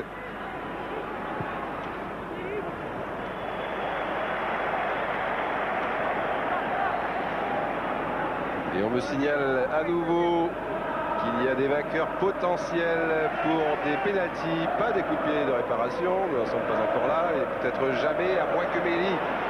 Méli, non. Donc pas sur cette action. Et donc des pénaltys code 36-15, stade 2. Il faut avoir les nerfs solides devant la machine. Il y a du vent, il y a des bons gardiens en face, ils anticipent, ils partent même peut-être avant le coup de sifflet. C'est à vous de jouer. Pour un voyage ici à Londres où il fait bon vivre en ce moment. Pizzi, Pin. Les deux joueurs entrés en cours de jeu. Brolin. Attention. Non, c'est régulier, c'est un contre. Vous entendez les sifflets des supporters d'Anvers. Mais non, c'est fait tout à fait régulièrement. C'est le ballon qui est bloqué et non pas l'adversaire.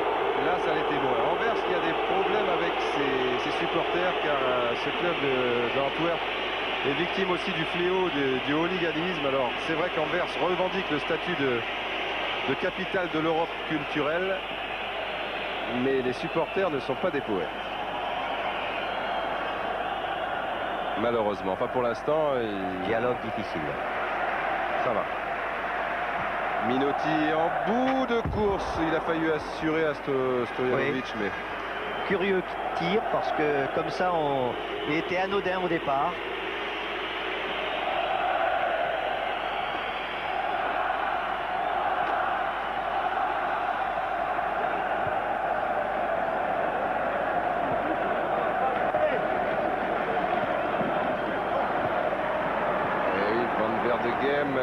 Lenov qui peut faire le côté gauche maintenant visiblement.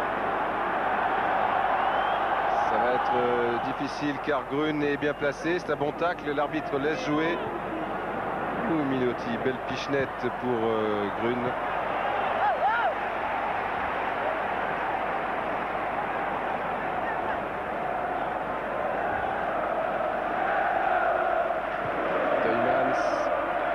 Walter Meus, l'entraîneur de l'Antwerp, est très superstitieux aussi. Ces joueurs ont résidé au Subwell Hotel à Londres et c'est ici qu'avaient résidé les joueurs de Barcelone. Ils ont gagné la Coupe des Champions ensuite à Wembley. Et aussi les équipes nationales de Norvège et Pays-Bas qui ensuite ont réalisé une bonne performance à l'éliminatoire de Coupe du Monde puisqu'ils ont fait match nul, un partout et 2 partout pour les Pays-Bas. Mais pour l'instant, bon, à moins que sur ce centre, non, il préfère assurer en corner, Zanatinski. Oui, mais pour contrer la superstition des Belges, les Italiens disent que ici à Wembley, Milan a battu Benfica en finale de Coupe des Champions, donc le terrain est plutôt favorable aux Italiens. Oui, mais Meus vous rétorque que la Sampdoria l'année dernière sur ce même terrain de Wembley a perdu contre Barcelone. Bon, il n'y avait plus besoin de faire le match. Alors, ça part de très loin. Meli, Lenov, Smith. Non, il n'y avait pas hors-jeu, mais bon, pas de danger pour Marco Pallotta. Superbe dégagement pour Pizzi qui lui était signalé hors-jeu. Et pour en terminer avec la superstition, sachez que comme Antwerp est considéré comme l'équipe visiteuse, eh bien elle occupe les vestiaires, le fameux South Dressing Room. Et les Anglais fous de statistiques ont remarqué que depuis la finale de la Cup, depuis qu'elle se joue à Wembley, c'est-à-dire depuis 1923, l'équipe installée dans le vestiaire sud a remporté 3 fois plus souvent le match que celle installée dans le vestiaire nord. C'était une page de superstition qui se termine sur ce hors-jeu de Kikets. Ce qui veut dire que les matchs se gagnent dans les vestiaires. Ah, c'est ce qu'on disait tout à l'heure à l'habitant. Hein. Et oui, c'est vrai qu'un entraîneur peut d'un seul coup modifier la structure de son équipe et avoir une équipe beaucoup plus performante en deuxième mi-temps. Pour l'instant, c'est pas le cas. Ah, non. Le score est resté le même. Pour l'instant, c'est le North Dressing Room qui mène 2-1.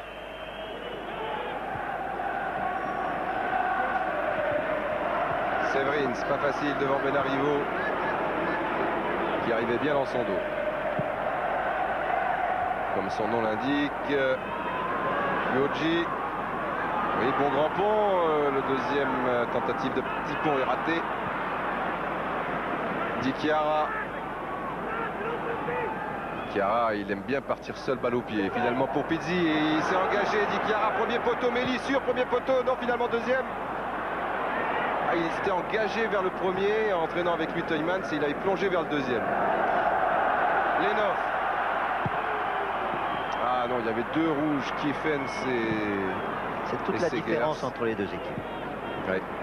Il y a la manifestation fondamentale d'une excellente équipe, c'est toujours sa maîtrise technique. Et là, il y a beaucoup plus de maîtrise chez dans l'équipe de Parme.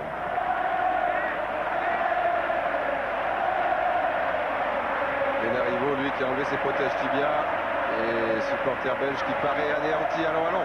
Il reste quand même 13 minutes dans cette partie. C'est largement suffisant pour revenir au score. Oh oui, il peut s'en passer des choses en 13 minutes. Quelquefois, il ne se passe rien et d'autres fois, tout est modifié. Dikeri, alors, lui, c'est le roi du dribble. Il est passé, dommage. Il est tout en contre-pied, comme souvent les gauchers d'ailleurs. Ah, c'est un bon joueur, hein, Alberto Di Chiara. Les deux arrières font un match remarquable. Benarivo, c'est plus en force. Di Chiara, c'est plus technique. Et l'efficacité est la même des deux côtés. Regardez l'extérieur du pied, comme ici pour Kogi. Pas beaucoup d'arrière gauche qui jouent de l'extérieur du pied comme cela hein, en Europe. Oh, bien qu'il y ait souvent chez les arrières maintenant les défenseurs des ailiers repentis, des attaquants repentis, donc qui ont une technique et une grande habileté. Mais quand même, extérieur du pied, même chez les attaquants, comme ça, sans élan, hein, on ne le voit pas beaucoup. Oui, oui. Trop peu. Le match ralentit un petit peu, la fatigue qui se fait sentir. Il y a une équipe qui va commencer à essayer de garder son résultat maintenant et gagner un tout petit peu de temps sur chaque coup de pied arrêté. Méli devancé par Tuymans. Kuogi, le tandem Dikiara. Dikiara qui va aller jusqu'au bout, redresser Stojanovic et ses tentacules.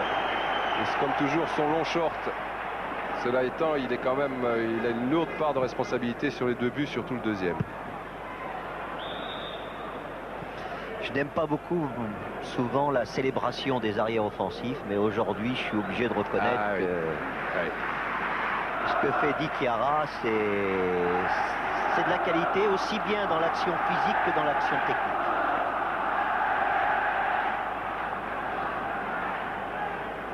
Van Retti, pas beaucoup de possibilités, hein, toujours très bien placé sur le terrain, toujours très bien positionné, les joueurs italiens comme toujours. Pin qui a voulu relancer directement sur Pizzi.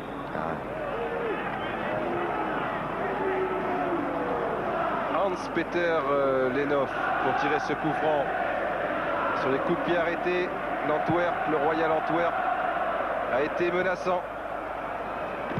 Oh, c'est difficile. Van Verdegem a tenté quelque chose de très difficile en reculant cette reprise de volée. C'est un peu tout ça, un peu à la désespérée.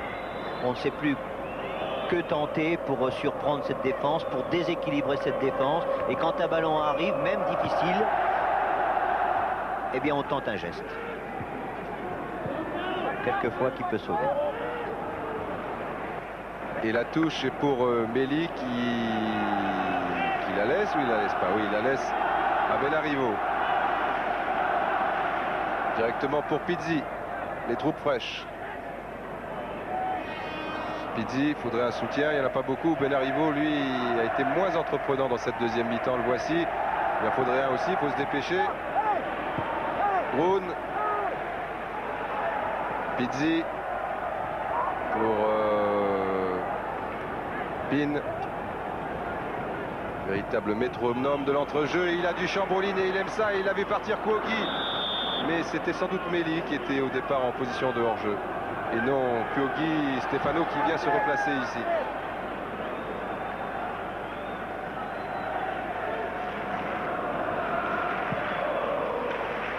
Stojanovic, Kikens, Sanatinski. Méli, mais il n'y a personne derrière. Il y a Stojanovic pour un grand boulet loin devant, enfin pas si loin que ça. Faute de Lenhoff, hein, oui, au passage, qui a empêché le joueur italien de... Attention, Brocaert, vous m'avez dit... Non, il n'y avait pas eu de carton jaune, hein, Brocaert. On peut comprendre sinon, un petit mouvement d'énervement comme ça à la fin d'un match quand on est mené. Mais enfin là, l'arbitre est là pour sanctionner. Hein.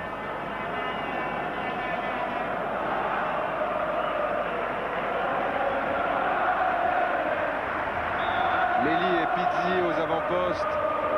On va pas jouer dans les pieds, mais loin devant, où il y a aussi Brolin sur le côté droit. Méli. Méli derrière Brolin. Au centre, Pizzi. Brolin l'a vu. Dans son dos, il y a Kuogi. Et Pizzi l'avait vu aussi. Il n'y a pas de hasard, hein, c'est pas des coïncidences, ces beaux enchaînements. Pin. Attention à ne pas faire faute devant Kikens. L'arbitre lui avait laissé un avantage qui n'a été plus trop. Il est autant hein. tombé par fatigue que parce qu'il a été poussé.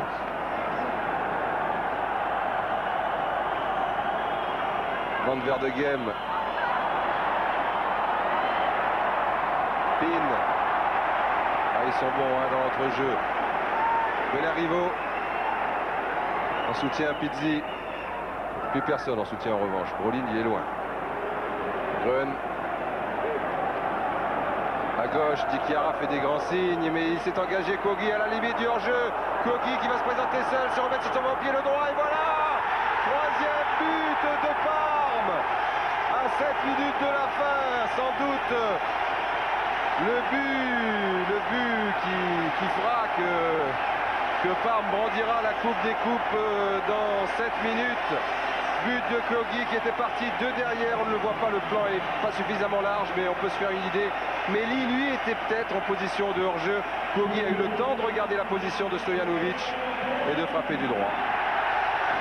Il a fait semblant de donner à son coéquipier, et ce qui a surpris un petit peu le gardien parce qu'il s'attendait un peu à cette passe. Mais depuis quelque temps, il y avait beaucoup plus de vivacité, de gestes chez les Italiens. C'était cruel même à voir, et surtout beaucoup plus de vivacité d'esprit. Ah oui, Parme pratique vraiment un très bon football, un football de qualité, très agréable. Et on va continuer ici avec Moukrim, Nourdine Moukrim, numéro 15, qui a fait son entrée. Kikens, Smith, Moukrim, donc le Marocain. Zalatinski extérieur, pied droit. Et non, c'est pour Minotti. Et on repart avec Pizzi. Ils vont être 2 contre 3.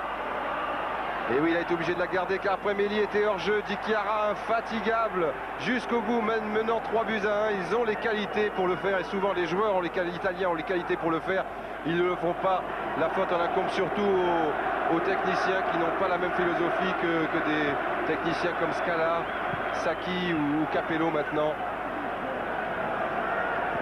Pin, eh oui, signaler hors jeu, parce que à Parme, vraiment, il y a un spectacle. Et c'est vrai que, bon, là-bas, la vie est de bonne qualité. Là-bas, vous savez que c'est la ville du théâtre aussi. C'est la ville de Giuseppe Verdi. Et on se rend au stade comme au théâtre Reggio, on dit là-bas, avec la même ferveur et aussi avec le même sens critique. Et Jacques Hering, notre confrère du soir, un quotidien belge, nous expliquait très bien tout cela. Et pour l'écrivain parmesan Alberto Bevilacqua, la ville qui s'exalte aujourd'hui pour les Meli, Asprilla ou Koegi est celle qui hier applaudissait ou sifflait du haut du poulailler de Reggio. Il y a eu, comme il signale, un simple déplacement de passion en quelque sorte. Et un entraîneur qui s'appelle Scala. Et oui, Scala, qui a joué d'ailleurs à Milan. C'est vrai que ça ne s'invente pas. Il faut du spectacle au Stadio Taldini. Il ne doit pas s'ennuyer là-bas. Il faut sortir. Voilà. Balota.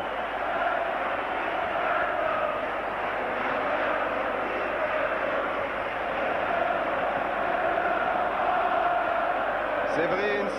Oh, beau ballon, mais bien boxé par Balota. Il faut vite revenir. Mais Brolin est lui aussi revenu. Benarivo qui retrouve ses ailes et son potentiel physique. Technique, on va voir ça. Technique, il ne l'a pas retrouvé. Mais il y a encore du gaz dans l'équipe. Hein. Oui. Kogi. Van der de Gem.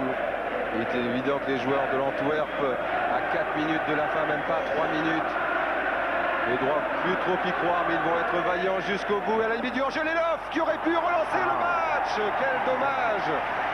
Mais Balota est bien sorti. Ce deuxième but nous aurait donné des minutes palpitantes.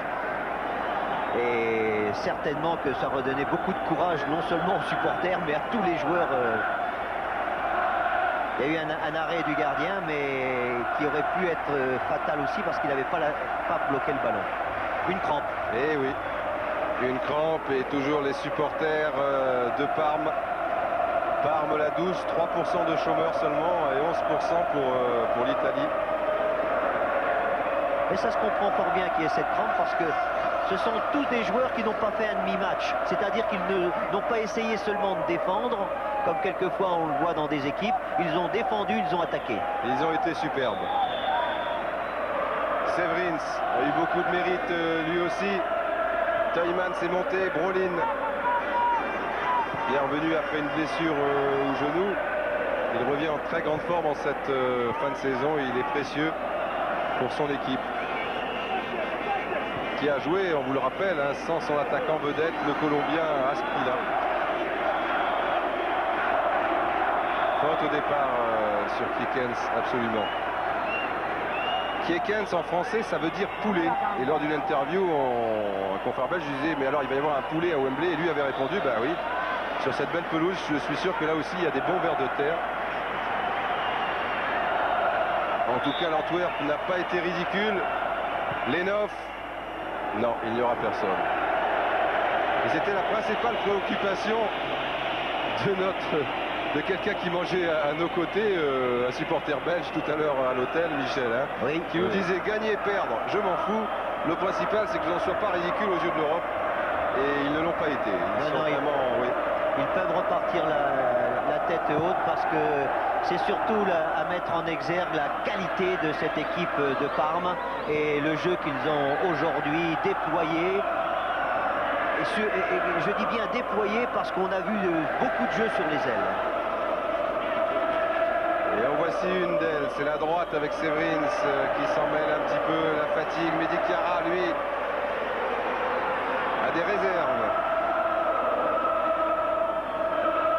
Quand on se baladait en Chiao à l'époque, vélo moteur, à un moment on tombait en panne, mais il y avait la réserve. Mehdi Chiara, lui, hop, il a appuyé sur le petit piloquet là, et il peut tenir encore un petit peu.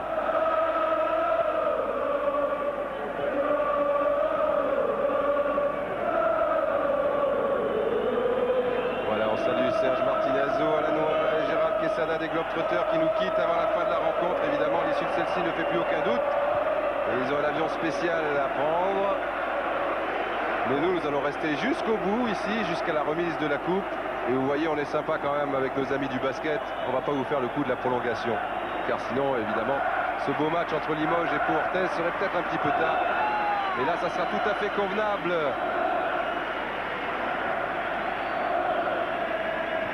Méli, toujours à la pointe de l'attaque. Et oui. Et le football italien qui est en passe de réussir le grand chelem avec la coupe de l'UEFA, c'est quasiment fait puisque la Juve l'a emporté à Dortmund 3-1 et jouera à domicile donc avec 2 buts d'avance mercredi prochain au Stadio dell'Alpi. Ici, c'est quasiment fait avec Parme. Nous sommes dans les arrêts de jeu. Oui, il ne reste plus qu'à espérer il ne reste plus qu'à espérer quand même que l'Italie ne fasse pas le grand chelem. 2, c'est suffisant, messieurs. Enfin, il faut nous en laisser un petit peu. Hein, il ne faut pas exagérer non plus. Partagez. Non, pour l'OM, la moelle la meilleure et dans l'os le plus dur. Voilà. On verra tout cela le 26 mai à Munich. Pour l'instant, nous sommes à Wembley. Et monsieur Hassenmacher ne va pas tarder à siffler la fin de cette rencontre. Et Lorenzo Minotti, qui avait ouvert la marque, brandira cette coupe des coupes. Voilà, c'est fait. Bravo à tous les acteurs parce qu'ils nous ont donné un match vivant, un match où il aurait pu y avoir des rebondissements, mais Parme était trop fort. Et bravo à cette équipe de Parme et à Scala ici.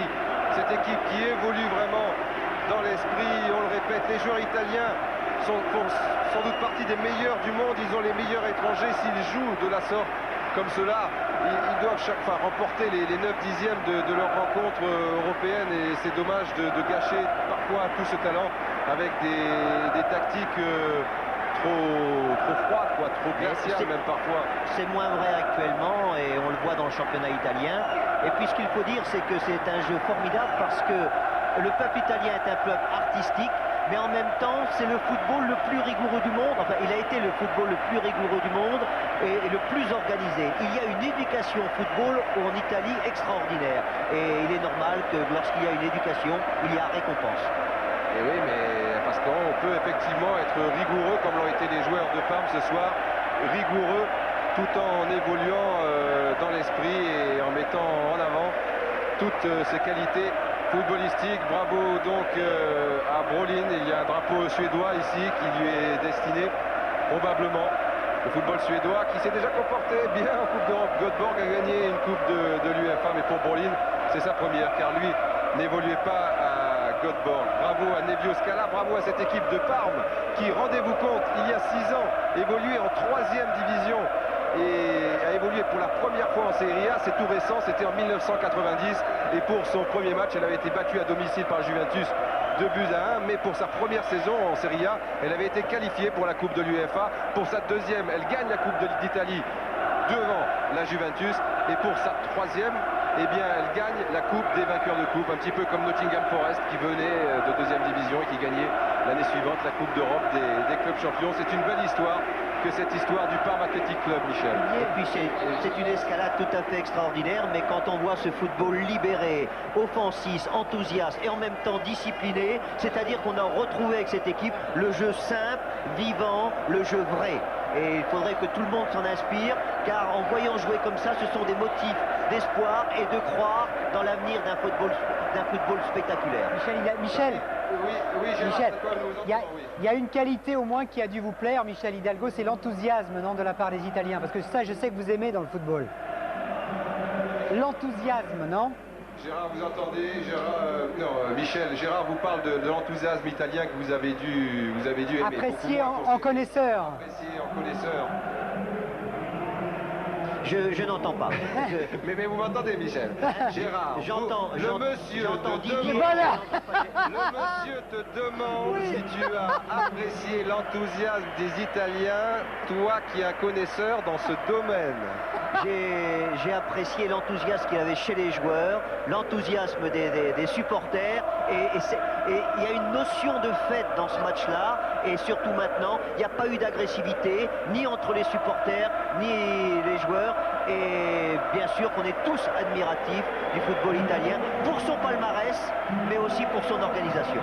Et il y avait une image superbe aussi de Francis Severens qui est dans ses rêves. Il y a gagnera peut-être cette Coupe des Coupes, mais dans la réalité, elle va revenir à Lorenzo Minotti, qui arbore maintenant une très jolie casquette jaune. Et ce soir, on va manger du très bon jambon de Parme. Et du fromage. Et du fromage. Eh oui, le fameux fromage. Il y a un Belge qui est content au moins, Didier. C'est Grune. Hein, parce qu'il avait raté sa coupe il y a quelques années avec Anderlecht. Absolument. Avec Anderlecht, il avait perdu 2 fois la Coupe des Coupes il y a 3 ans avec la Sampdoria, la Coupe de l'UEFA il y a un peu plus longtemps contre Tottenham. Lui est content, son papa aussi qui est dans les tribunes, tous les autres évidemment sont un petit peu déçus. Donc voici le capitaine, il est tout jeune. Je vous l'ai dit aussi, c'est l'un des prétendants à la succession de Baresi, il a 26 ans, il a toutes les qualités. Quel but extraordinaire il marque. Hein. But magnifique ce premier but. Ah, le ciseau. Un ciseau à la JPP, bravo à Parme.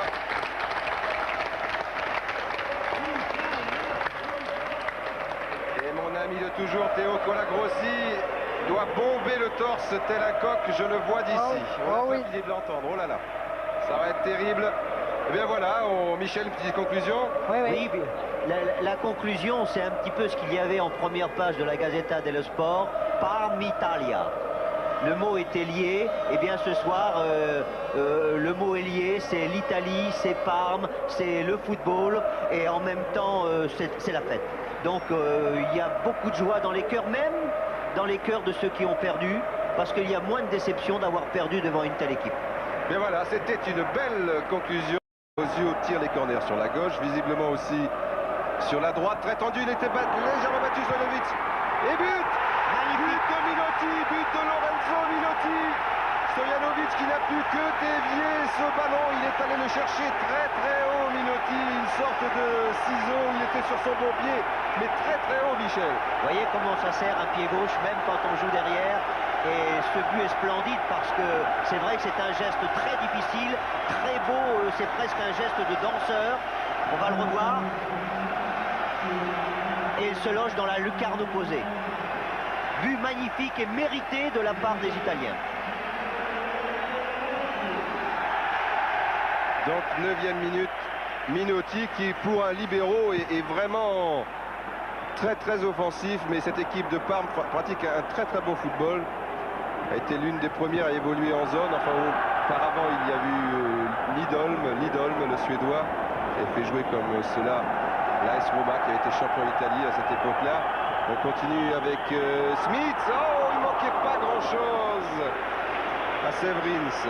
Et pour en terminer, Nevio Scala, l'entraîneur de cette formation de Parme, a succédé à Arrigo Sacchi, alors que l'on voit de l'angle opposé le but de Minotti. Et Sacchi, lui, déjà avait fait évoluer cette équipe de Parme sensiblement en zone et porté vers l'attaque avant de partir pour le Milan AC. Car lors d'un match de Coupe d'Italie, à cette époque, Parme était encore en série B. Et bien Parme avait réalisé un match formidable devant le Milan AC de Berlusconi.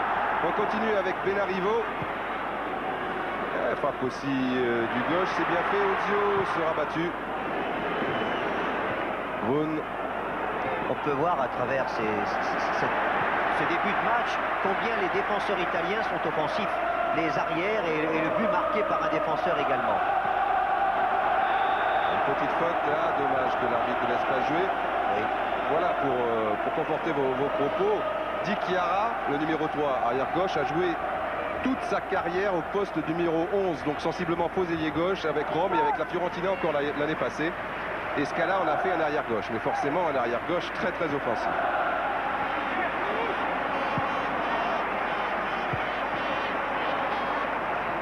Méli. Attention au pressing belge. Zanatinski pour Séverine, c'est superbement joué. Séverine qui peut croiser et qui marque et qui égalise. Quelle action formidable entre Zanatinski et Séverine sur une petite erreur de relance italienne. C'est tout l'art de cette équipe belge de compter sur ces deux attaquants sur les espaces. Ils les exploitent fort bien. C'est un jeu à deux et c'est un but également très beau. Et quel début de partie, 8e minute, but de Minotti, 11e minute, tir croisé de Pletex de Séverine, cela fait un but partout. Et bien peut-être que ce n'était pas l'affiche annoncée pour une finale de Coupe des Coupes, en tout cas sur le plan du jeu et du spectacle, et bien les deux équipes sont bien là. Et France 2 aussi, et alors 2 buts du pied gauche.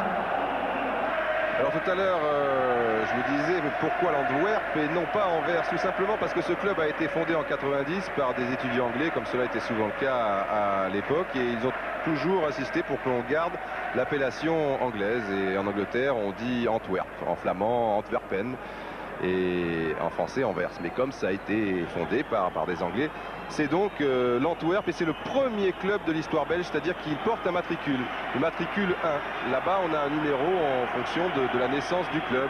Si vous fondez un club maintenant, vous serez aux alentours du numéro 6200, 6200, 6300, enfin, dans ces eaux-là. Et aujourd'hui, il justifie bien son matricule. Il y a Ozio qui s'est engagé, Méli également, mais Benarivo est un joueur qui aime porter le ballon. Ah non, il n'y avait personne dans son dos, Méli. Mauvaise relance de Schmitz. Minotti, libéraux, on parle de lui pour la succession de Baresi. Di Chiara, qui combine bien là-bas avec Kogi. Ozio va laisser à Brolin contrer un peu sèchement.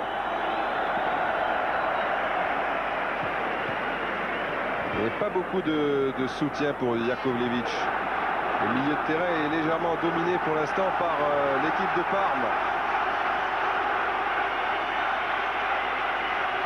Zorato, il monte très souvent Minotti, il a une bonne frappe du gauche, c'est un nouveau corner pour l'équipe italienne. Eh bien, nous venons de voir dans ces dernières minutes une image du match, c'est-à-dire que les Italiens combinent fort bien, ils essaient d'alterner le jeu au centre, le jeu sur les ailes, sur les deux ailes d'ailleurs, et par contre il y a un fort regroupement des défenseurs et des milieux de l'équipe belge, et qui forment une densité pas facile à passer. Attention, Minotti est toujours monté sur ce corner tiré par Ozio. Brolin, personne en soutien, il le sait, il est obligé de tenter l'impossible. Et c'était presque réussi. Mais là encore, il n'y avait personne au premier poteau pour gêner Stojanovic. Lenov. Séverine, qui va chercher très loin. Son premier ballon a bien changé là-bas. Pour son arrière droit, Kikens. Zanatinski, Kikens, ah oui, mais lui aussi manquera de soutien.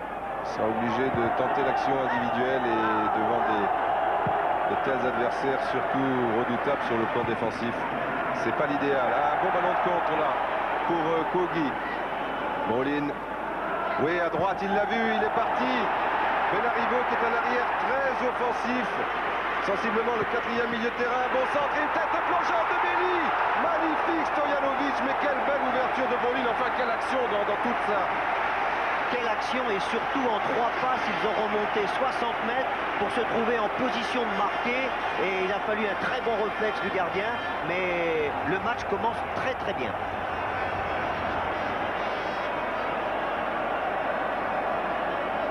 Oh, là, si on le déborde sur son côté droit.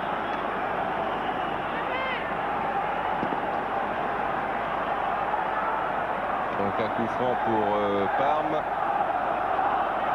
Il y a des joueurs qui montent, notamment Brun, qui dévie ici ce ballon. Et Antwerp peut repartir avec Lenhoff, Hans-Peter Lenhoff, joueur allemand. Ah oui, c'est bien joué dans le trou pour Czerniawski qui est signalé hors-jeu, mais bien fait de la part de Lenhoff. Tchernia qui se trouvait en position de hors-jeu et qui a malgré tout raté cette reprise, mais qui est toujours dangereux par son allant et puis surtout sa puissance. Bel enchaînement d'Alessandro Melli. Toujours Melli, mais pour l'instant, on dirait que les joueurs italiens se montrent un petit peu individualistes, même si ici Melli bénéficie d'un corner. Mais il n'y a pas du tout de prudence dans cette équipe italienne. Elle a entamé le match tout de suite vers le but adverse. Et c'est vrai que si on pouvait avoir un but dans cette première mi-temps, cela pourrait donner un match plus enlevé. Attention à Ozio pour le corner. Stojanovic bousculé par Melli au départ. Il y avait une tête de Kloghi qui a finalement été préféré à Asprilla, non pas pour des raisons de talent, mais tout simplement parce que le génial Colombien ne s'est pratiquement pas entraîné depuis 5 semaines. Il a été sévèrement touché au talon d'Achille. Il a connu le drame de perdre sa mère la semaine dernière, donc il est retourné en Colombie. Mais il pourra servir de joker au cas où, car son talent est grand. C'est d'ailleurs lui qui avait marqué le fameux but qui mettait un terme à l'invincibilité du Milan AC après 58 matchs à San Siro. C'était au mois de mars dernier. L'interrogation d'ailleurs de ces dernières heures, de ces derniers jours, c'était Asprilla jouera ou ne jouera pas. Sera-t-il sur le banc ou dans la tribune? Eh bien, il est quand même sur le banc. Segers, Czerniawski, oui, qui est marqué de trop près, j'allais dire, mais l'arbitre laisse jouer par Brun. Zorato pour Di Chiara. Change complètement à destination de Melli. Teumann s'est intervenu. L'arbitre laisse jouer. Il y a Ozio en bonne position. Derrière lui, Benarivo. Ou encore Zorato. C'est bien intercalé, Minotti. Attention au contre avec Czerniawski. Oh! Je pense pas que ce soit méchant de la part de Zorato. Ces deux équipes qui jouent très bien le contre, mais surtout je crois que c'est l'Antwerp qui est très forte dans ce domaine-là. Et comme les Italiens n'hésitent pas dès ce début de match à s'installer dans le camp des Belges, eh bien ils vont avoir quelques champs libres, notamment pour les deux attaquants, qui demandent que cela.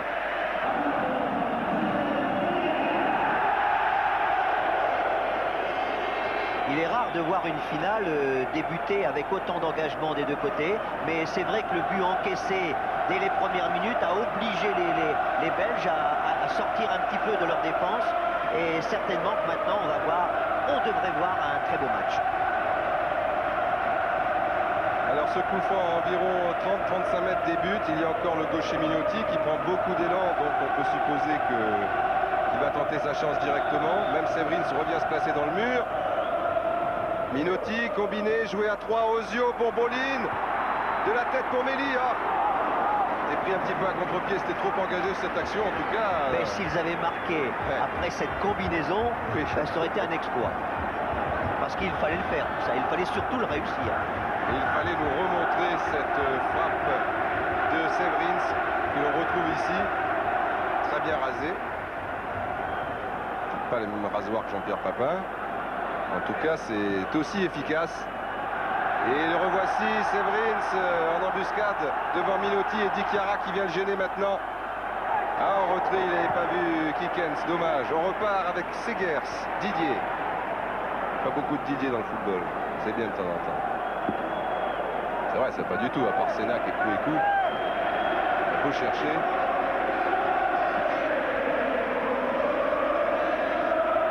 Ozio, non, il était trop court. Yogi, Brolin bouge beaucoup, Méli aussi, il permute, Ozio s'intercale. Attention à Zernatinski, Grun. Oui, le but vient justement d'un ballon mal relancé par la défense italienne tout à l'heure. On retrouve Grun. Voilà là-bas pour Brolin, marqué par Smith. Attention, pas de faute. Ozio.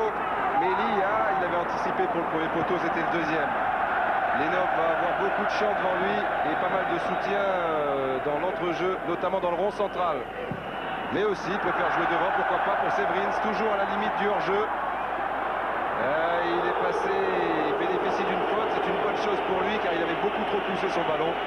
Il y avait un deuxième joueur italien, mais le premier a mal joué le coup. Il était esselé, mais je crois qu'il en a l'habitude. Et quand on regarde un peu la radiographie de cette équipe belge, on la voit d'en haut, on voit beaucoup de maillots rouges derrière et on voit deux joueurs, deux maraudeurs, Severins et Tchernia. Attention, si quelqu'un jaillit au premier poteau, car ils sont tous au deuxième pour l'instant. Il a tenté un petit peu directement. Maintenant, ils ne sont plus au deuxième sur cette frappe de Lenov. C'était un petit peu prétentieux de tirer directement, mais on ne sait jamais. Quelquefois, ça passe. Ils ne sont pas frileux, les supporters belges.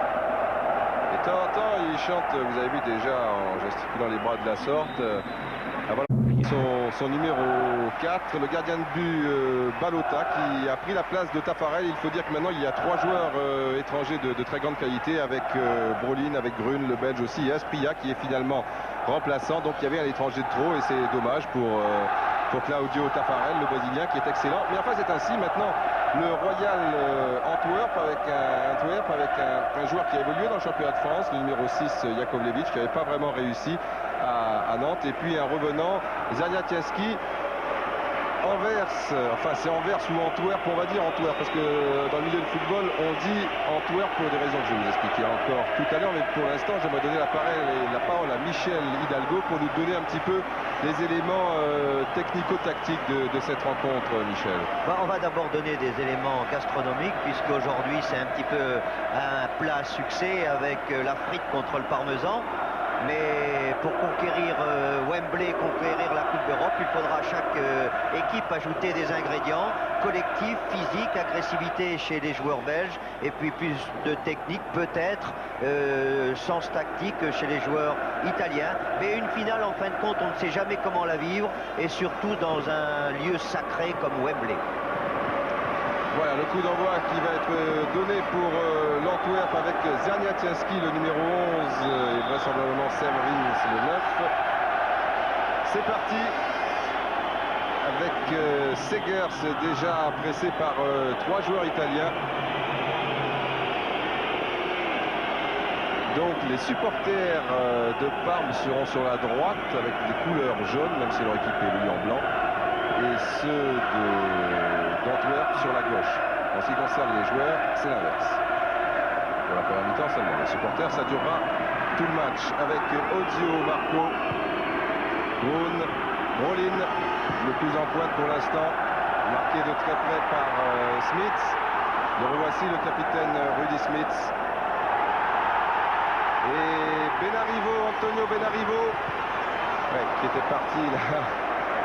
Oui, il était parti sur un grand rythme, mais il y a eu un petit rebond et ça lui a bien sûr fait rater son centre et sa frappe.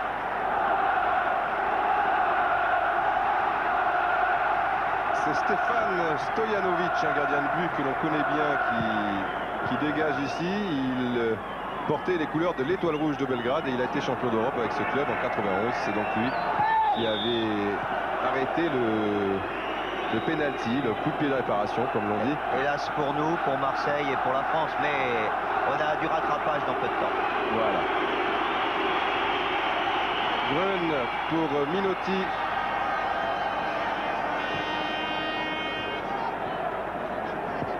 Di Chiara. Une intervention un peu musclée de Tielemans, mais l'arbitre, M.